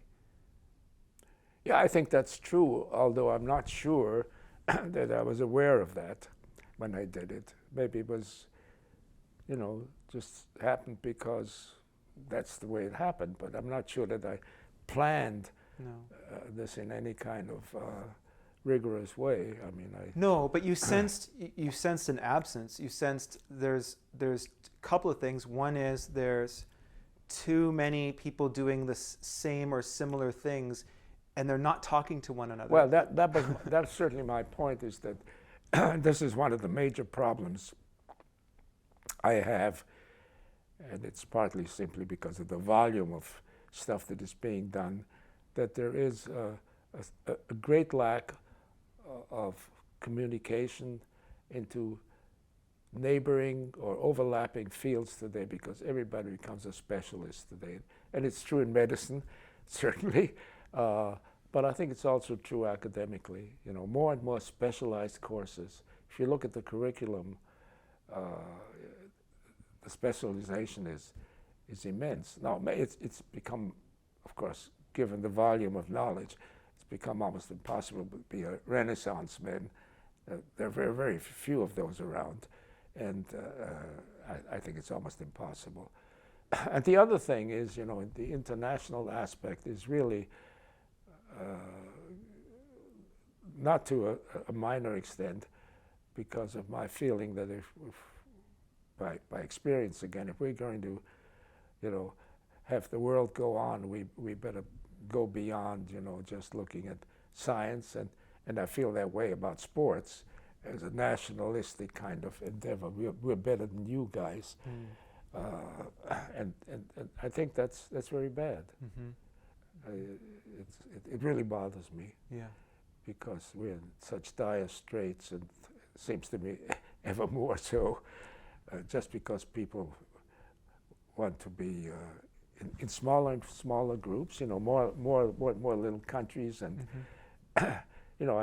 as I mentioned to you, we exchanged email that I've been reading, sort of a recent history of the Balkans, which is sort of you could almost call it balkanization of the world, and I find that I think culturally that's terrific, but when it gets to be really a matter of national pride, it bothers me, because it seems to me a criterion which is really minor. And so there's an element of science diplomacy at work in not you personally necessarily, but that was certainly happening at that time, that this was bringing people together, the community of nations, and science was the original sort of communalist or sort of communist endeavor. This kind of thing started, of course, already in the 19th century. Yeah. For example, Alexander von Humboldt was sort of a prime example of that kind of thing. After he and Jefferson got to be very good friends, must have been by mail. I guess I don't even know if they met in person. I have to look that up. Yeah. But that really is something that interested me, that one could go beyond one's boundaries and gain an awful lot. Maybe that's one of the reasons I like to travel so much. Then I find that people are very much the same everywhere, basically, which is again something that gets to be more and more lacking in our view of the world, and I think it's terrible. Yeah, it's really bad. Yeah. So, well, that was so. There's as we say, as we've said already several times, there's a social dimension to this work. That is, there's a human dimension. Yeah. To this. Yeah. Absolutely. So you contacted these people. And so who we have here? Richard Bellman, Robert Calaba. Yeah, he in fact, well, Bellman and Calaba used to work together. Okay. But then they had a fight. Okay. So, but Calaba, on the other hand, became a collaborator of my good friend at USC, with whom I've written a few papers, Firdaus Udvadia. In fact, we exchanged certainly minimally email twice, 3 times a week. He's a poor man. He's only 70 years old, and he's got a heart problem that will kill him very soon. So in fact, I had email from him this morning. And he and Calaba wrote one of the first treatments of really a new way of classical mechanics that started a whole new field. So all these people, somehow touch somewhere, and it's interesting. Could you talk a little bit about Richard Bellman and what's? Well, he invited me. He started the Journal of Mathematical Analysis and Applications in the early 60s, 61, 62, and didn't know me. Well, this is just about the time when that optimization techniques books was being planned, and it was planned for a series that he edited for Academic Press. So that's really probably how we first met. So it was just about 61, something like that, obviously. It was supposed to be volume 1 of a series? No, it wasn't volume 1. But the series was a long series already. I see. Okay. No. Okay. It was maybe volume 28 or something like that. But it was called Mathematics for Science and Engineering or something like that, academic press. So I think that was my first direct contact with him. Then when he started the journal, he invited me to become an associate editor. He was what people would call a difficult person in the sense that he told me later on why he did that. He was very often, if not insulting, at least challenging in his remarks, in talking to people, because he thought that would really get a good conversation going. And that's true. Yeah. It's true. But he was a remarkable man in many ways. For example, he was diagnosed with brain cancer, I think, in 1972, and died, I think, 10 or 11 years later. During that interim period, those 10 or 11 years, working with a brain tumor that was operated on, but really not completely, he wrote over 100 papers and 6 books. Amazing. Totally, he wrote 650 or 660 papers and 47 books. So he was a remarkable person. Now, he had a way of doing that because he never proofread anything. He submitted it, he never reread either a book or the paper. It either got accepted or not. He was very bright. His thesis professor was a very famous mathematician, Lefschetz, at Princeton, so he was obviously call it the genius, I don't know, whatever you want to call it. And a lot of people hated him because he was very acerbic. You know, he didn't, and he told me later on, it just makes for interesting conversations. And then when he died, I think in 81 or 82, the journal had no editor. He ran this journal out of his back pocket at USC. He was a professor of mathematics, electrical engineering, medicine, and something else. So he had a quadruple professorship. And my friend Firdaus Udvadia has the same thing. He has four title professorships. So anyway, Nina, his widow, found among his papers a little note saying, after I die, I want Leitmann to be the editor. Well, I was stunned, you know, because he knew I wasn't a mathematician. I knew it.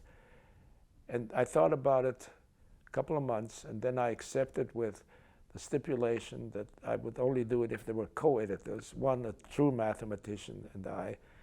And I did that for 16 years. I was a co-editor for 16 years, till early 2004, 2003 or something like that. So it was interesting, just to give you an idea how unconventional he was.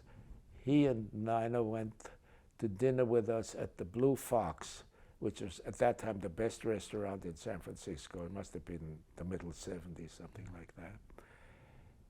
And those were the days where you had to wear a coat and a tie.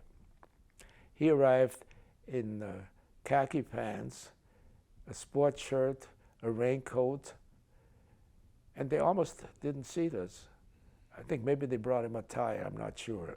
And they seated us close to the kitchen, I remember. So he was always tickling the tiger's tail. Of course. Now, maybe knowing that he was going to die very soon was first of all an impetus for really producing. So this volume of writing was no doubt, I suspect, partly that.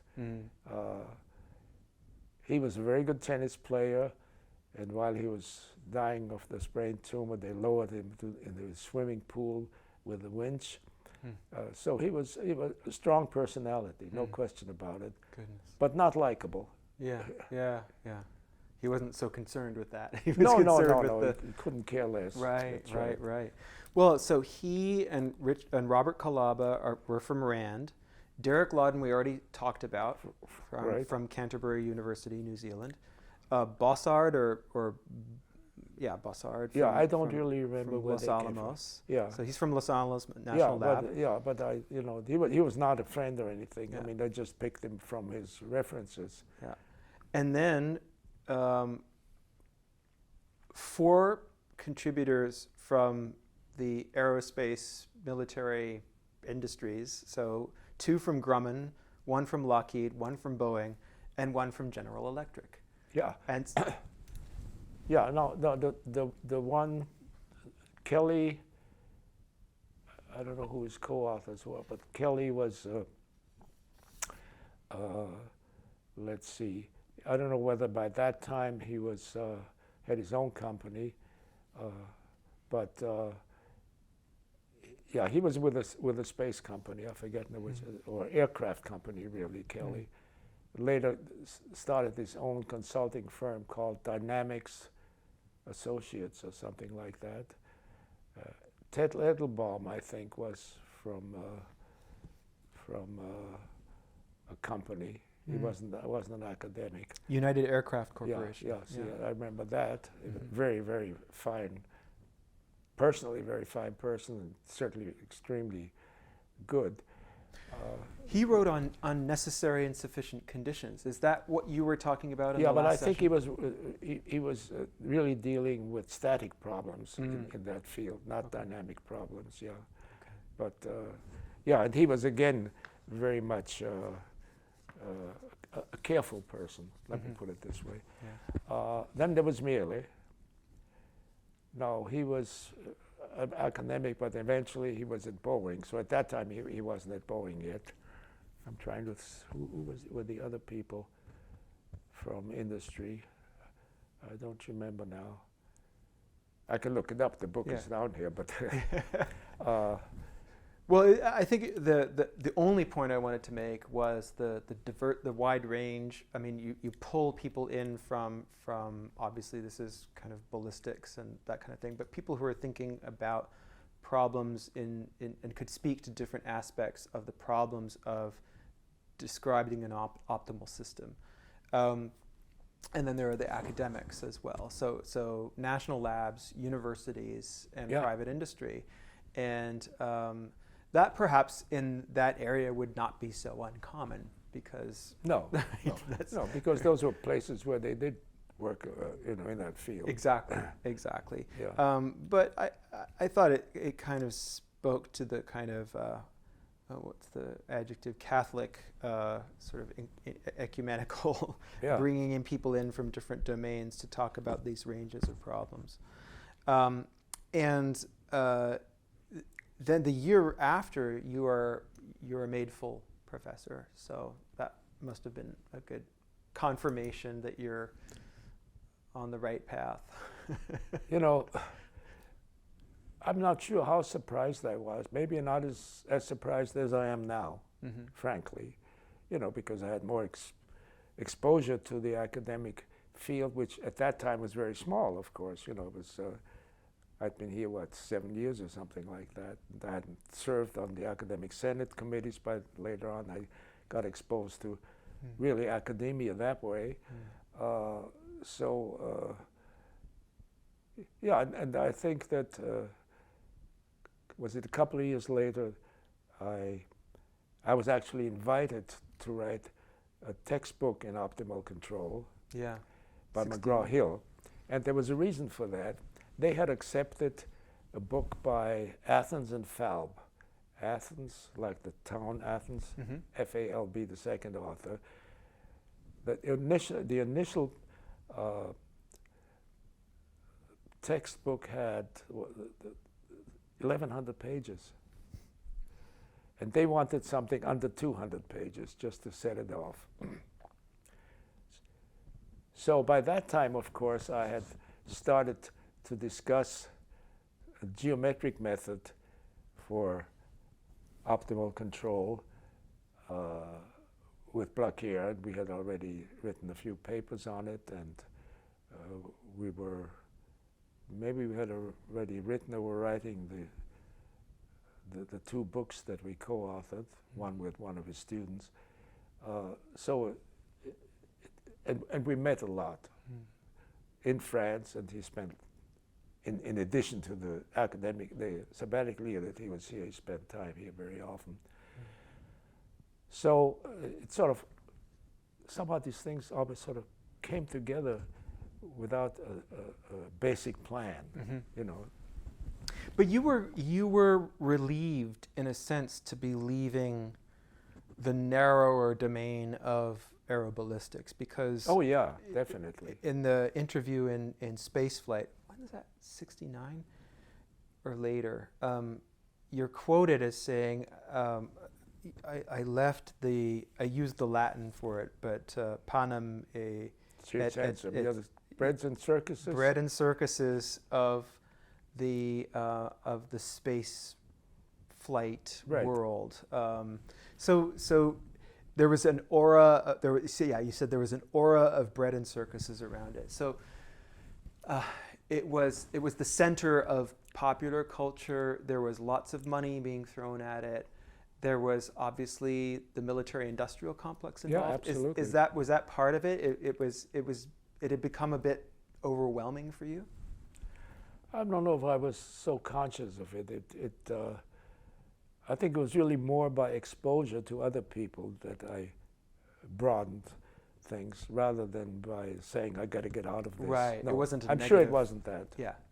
No, I think I was very fortunate with students, with postdocs, with colleagues, and it's interesting because I've had very few collaborations with people in my own department.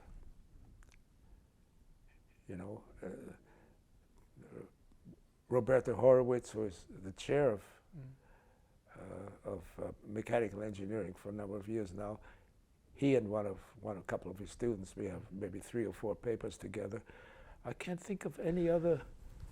What about Lotfi Zada? No, I never worked with him. Okay. No, we talked a lot. Yeah, and he no, came to some conferences. He gave papers at the. Oh same, yeah, right. Also, he chaired the session I was in at a meeting in Los Angeles, just as an anecdote aside, and he was already old enough, although we weren't that much different, we were only about 2 or 3 years apart, so this must have been fairly recently, probably in the late 80s or maybe late 90s maybe. It was a meeting at USC, I think, and he was the chair of a session where I gave a paper, and they were 50-minute papers. And after about, 10 minutes, he started buzzing, which means your time is up. So what happened was he had fallen asleep, and he couldn't figure out how, so he figured he better stop me because who knows what time it is. He was very apologetic later, and they let me do the whole paper over again in another session the next day. So these are the little that is hilarious. Anecdotes. Well, yeah. So now I've lost my train of thought. But you were being drawn to the world of optimal control, which was already expanding into all of these different domains. There are different possibilities there are already people working in different domains. Yeah. That's partly how you come to be aware of it. And so that becomes the promising field that you carry forward. And I guess to ask a kind of final question, we've already noted that there were many different conferences beginning automatic control, optimal control, optimal. I mean, basically on the same theme.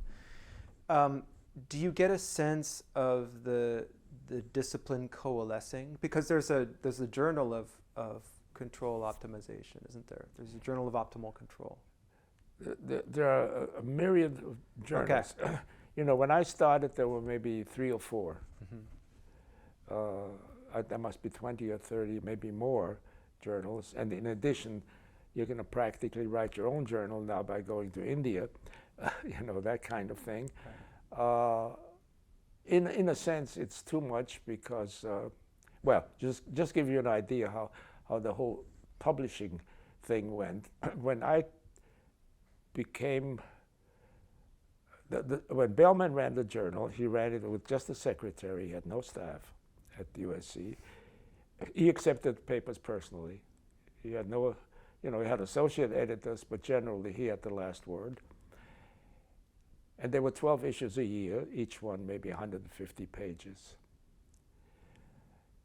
When I took over as co-editor of the journal after Bellman died, a year after he died,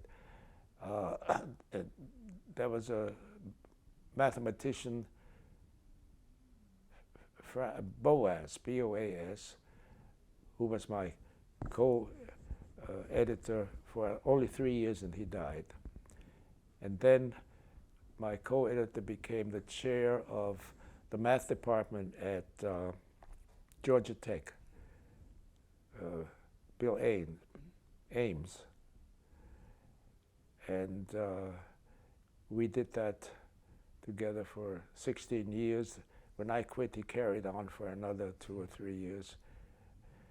That journal grew from 12 issues a year of 150 pages. We went to 24 issues within a year after I took over, but they were still only about 150 pages or so. Today, it is 24 issues of 300 to 400 pages every issue, twice a month. It has 3 editors-in-chief, 12 regional editors, and over 100 associate editors. Oh my goodness. Yeah. Every issue is, there are 2 of them, telephone books every month. Yeah, yeah. So a proliferation of journals, a proliferation of scholars working in those fields. Yeah. It grows exponentially. Yeah, you just look at China. Yeah. Got almost no papers from China until about 20 years ago. Now half the papers that are submitted come from China. And they're good enough to be accepted. Right, sure. Sure. Very interesting. So the whole field of engineering and mathematics, applied mathematics, has grown tremendously because of more and more specialization. Right. And the concomitant of that is that the poor guy who writes a dissertation now, he has no time to go to the history of the field, because if he did that, it'd be just 5 years preparation. Right. And the loss of that in turn is tremendous. Right. Because things are sometimes either not only done over again, but not as well when you really delve into it as they were 100 years ago. Well, there's a with computing and data storage and increased communications, we're becoming a confessional society where we talk and communicate a lot more than we listen and read, because we're producing so much knowledge. Yeah, that's right. That's right, and that increases the problem, of course, because I think it's certainly exponential. Yeah. Fairly steep exponential. Yeah. So it's if I just think of even teaching, we haven't talked about my teaching or getting into just the teaching end of it. I started giving the basic statics and dynamics course. I introduced a graduate course in optimal control. There was no such thing here, not even in electrical engineering. Even in the math department, there was really no special course in the calculus of variations. It was just another field. And so you did teach? I didn't teach in the math department, I taught a course which was calculus of variations and optimal control sort of together, right? So the first little book I wrote, which was a counterpoint to that 1,000-page thing, I did get it in under 200 pages. Oh, the counterpoint to Athens and Phaler. Yeah. Yeah. But I was lucky that I could use this geometric method that Blackianda was you know, beginning to develop, which in turn is very close to dynamic programming, except it's much more geometrical, and allowed me to do which would have taken much longer by, say, what Pontryagin did.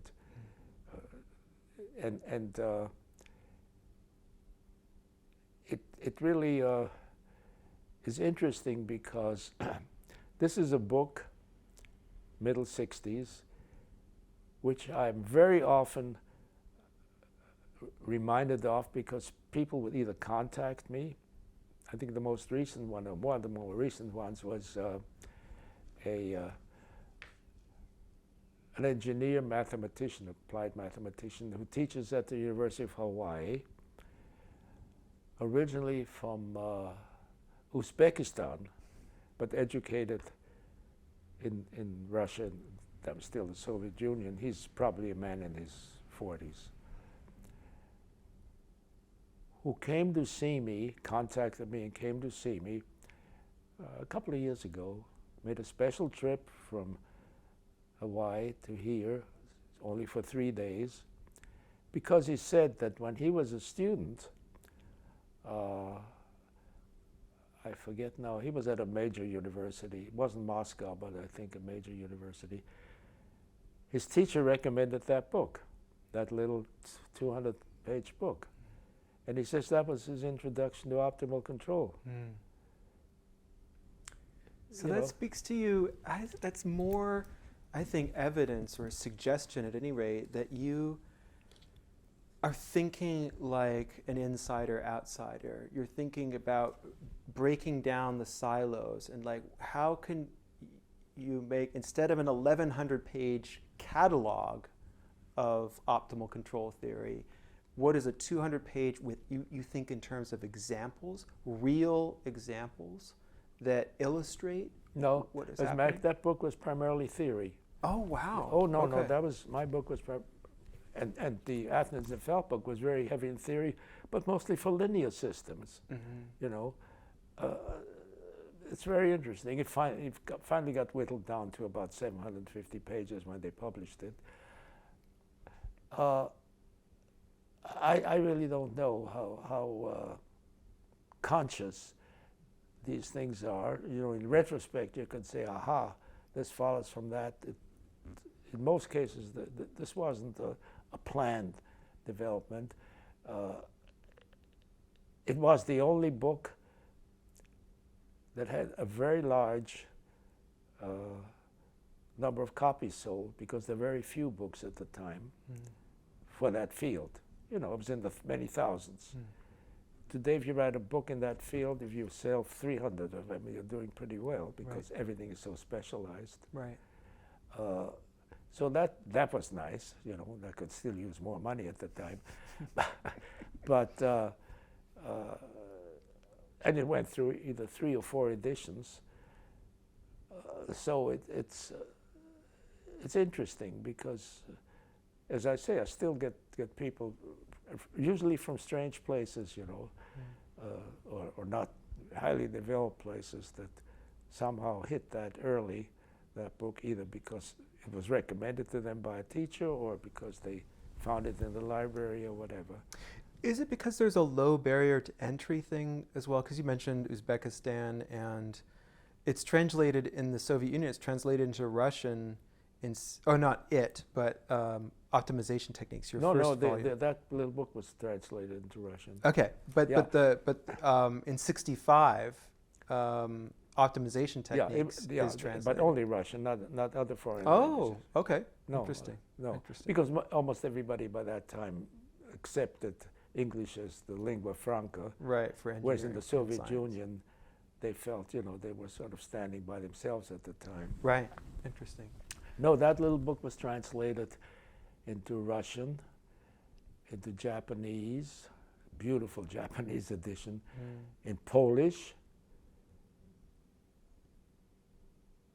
and into German, where I added where I helped the translator add a chapter in two-person game theory, so that has an extra chapter.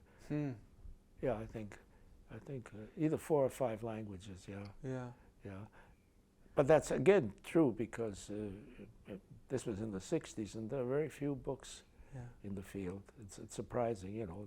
There were the outstanding ones like the Pontryagin book, which Pontryagin wasn't happy with because they sort of put it together haphazardly. I would just speculate. I mean, I remember I came across a request from there was a new Nigerian technical university starting, and they asked if you could come. You were unable to come to teach a short course. Yeah. But I do think about barriers to entry, and this is very, very sophisticated analysis of very complex systems, but you can do it without a massive research budget. You can do it in a classroom with people. So if you're in a poorer country and you want an educated, mathematically sophisticated elite that is having to deal with large projects as there are development projects coming in. Yeah. So it makes sense that it would have this pull in the so-called developing world. I don't know if that's the exact point that you were making. For example, in the late 60s, when I was invited to teach in Argentina for their winter semester, I think that it was probably that book and maybe the optimization technique ones that really got them to me. It was an OS professorship, and so it was very nice. And furthermore, the deputy minister of science and technology had been a student of Miele's, but not mated with Miele because they had a big fight. Also, he had 6 or 7 kids. But Carlos Cavotti, hell of a nice guy. So somehow, you know, sometimes, and I'm not trying to put myself down, I consider myself a nice guy in a sort of very general sense because I like people. And I wonder if many of the awards I got for being a nice guy. No, I'm serious. I don't know. Well, if being a nice guy entails bringing people together to work on new problems, helping people edit journals, helping people with their work, yeah, you can see how that would. It doesn't hurt. It doesn't hurt. Well, I'll give you one example, which I think maybe is a particularly egregious one. My first 2 postdocs were Italians, Giuseppe Basile, B-A-S-I-L-E, and Giovanni Marro, M-A-R-R-O. There, and I got a lot closer to Basile. They worked with me for a year. They worked in linear systems, and so we never wrote a paper together. I did later on, that few years later, accept a joint paper, what essentially they had been doing when they were with me for JOTA, because I was an associate editor, so that was really my only connection. But Basile essentially became a second son to me over the years.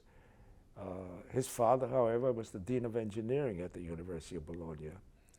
How much that had to do with my being nominated and elected to the Academy of Science of Bologna, which is one of the world's oldest, I can't, I'd be astounding if that somehow, that he was the nominator, let's put it this way. I mean, I never found that out. Very distinguished family, 4 brothers. And the only one unmarried until his 40s was Pepe, called Pepe. But we got so close that I had a key to his parents owned a big apartment house. You know the address, Viale Pepoli,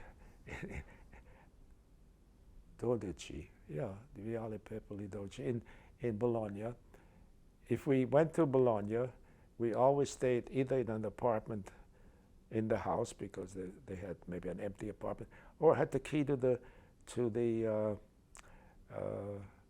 apartment on the roof.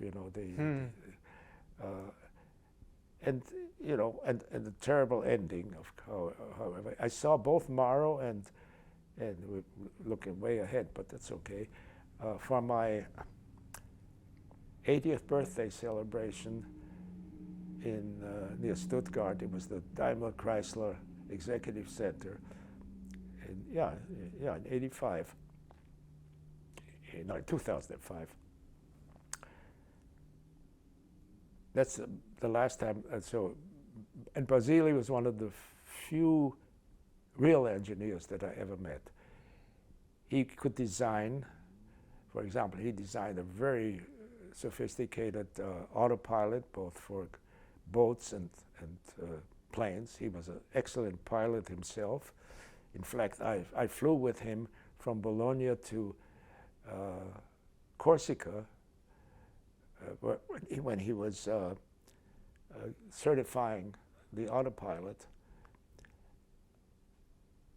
And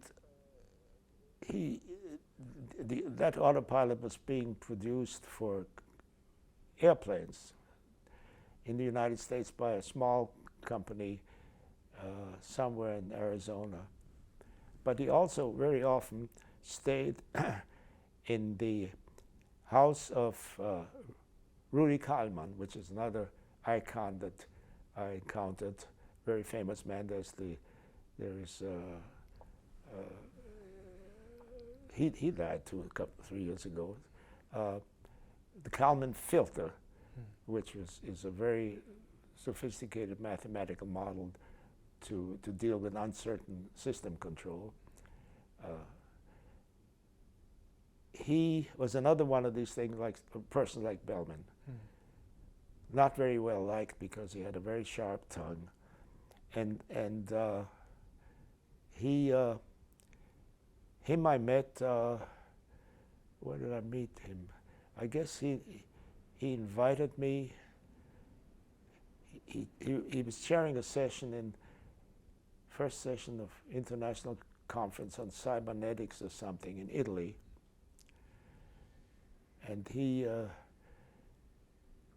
was the first plenary speaker. They had a plenary speaker, one in the morning, one in the afternoon, and he opened as a plenary speaker in the morning, and immediately proceeded to insult half the audience.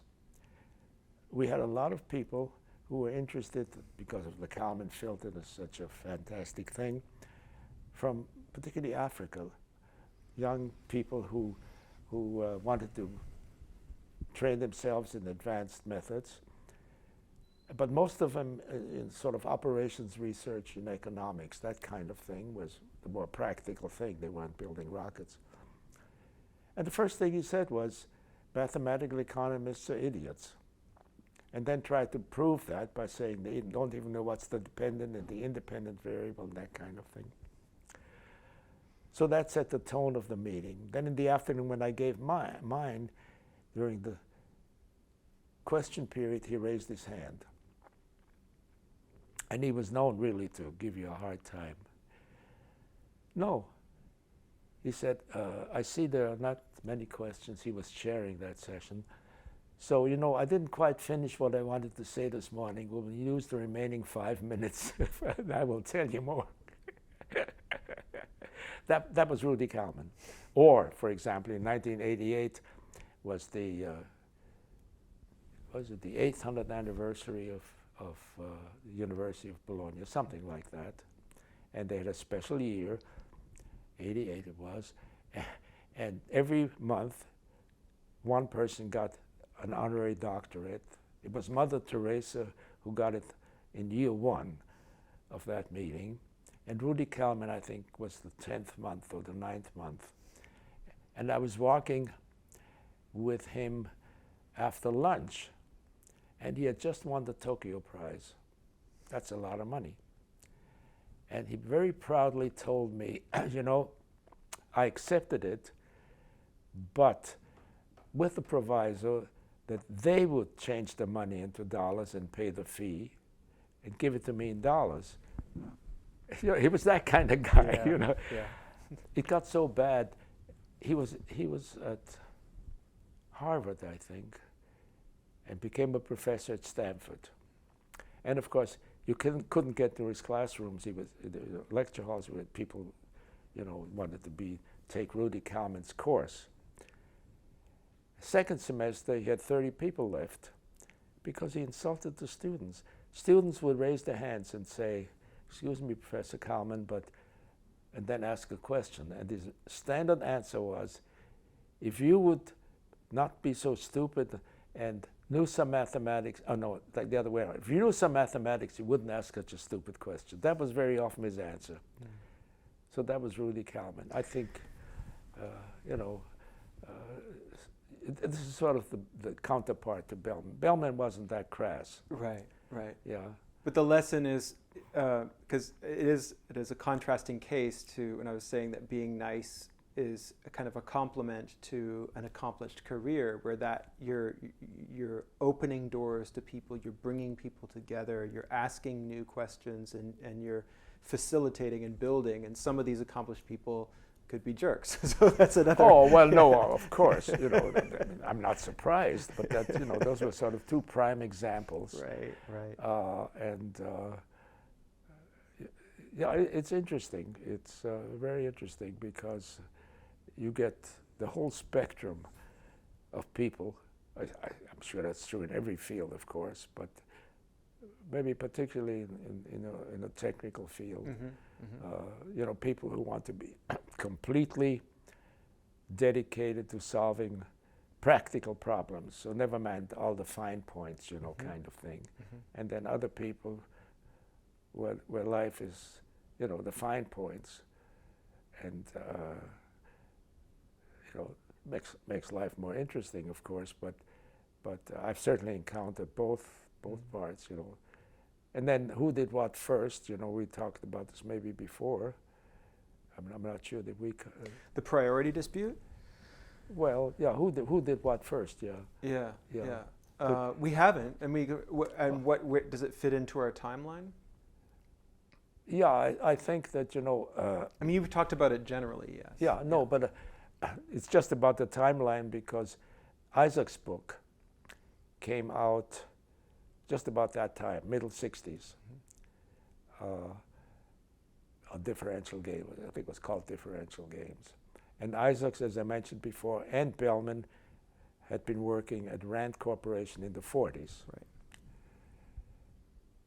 And Isaacs was convinced that the principle of optimality, which is sort of the short statement on which dynamic programming is based, was just a special case of something that he had in 3 reports at Rand in the 40s, late 40s, when he first came out with differential games, which sort of became the basis for his book later. And he was convinced that Bellman stole this from his reports. And he spent many years of his life after that trying to prove that. And in fact, we're not in 1966, but that was one of the main entertainments at the Moscow Congress of Mathematicians, these 2 American mathematicians having this big fight.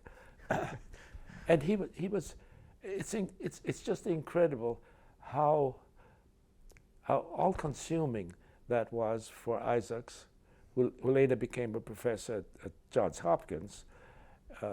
And I was the master of ceremonies at his retirement dinner. So this must have been maybe already late 70s. Yeah, because both he and Bellman died in the early 80s. And I used the phrase that Isaacs was a legend in his own time. He fell in love with me because I said that. Suddenly I was his best friend. On the other hand, the Isaacs' widow, Rose Isaacs, after he died, 82 or 81 or 82, used to go on cruises, and she came through here on a Pacific cruise and stayed with us 3 days in Berkeley. And maybe the second or third day, I mentioned at breakfast that Bellman had died. He had died a few months before that. And she said, "Good," just like that. So it permeated the whole thing, you know. Right. I mean, people are so strange. Yeah. Well, let's pick that up as a theme perhaps next time. But we're in the middle '60s, and then we can pick up and talk about the Moscow conference. Yeah, and a couple of other things we could bring. I haven't mentioned, I mentioned two of my early postdocs, and 65 the geometric method with Barker came out about the same time. Their books and that sort of thing. So yeah, it's and really, for example, the Polish edition of my little book. It was translated into Polish by the wife of a guy who became a very close friend and colleague, Jan Skowronski, who later taught at University of Queensland in Australia, and was also a visiting professor. They called him, I don't know what, sort of associated professor or something at USC. And we started a series of meetings together there every year, optimization and control meetings. They were always at USC until Skowronski died, and I ran it myself, and then I involved meetings in Europe. So again, there's that international aspect. Absolutely. Good. Great. Gee, that went fast.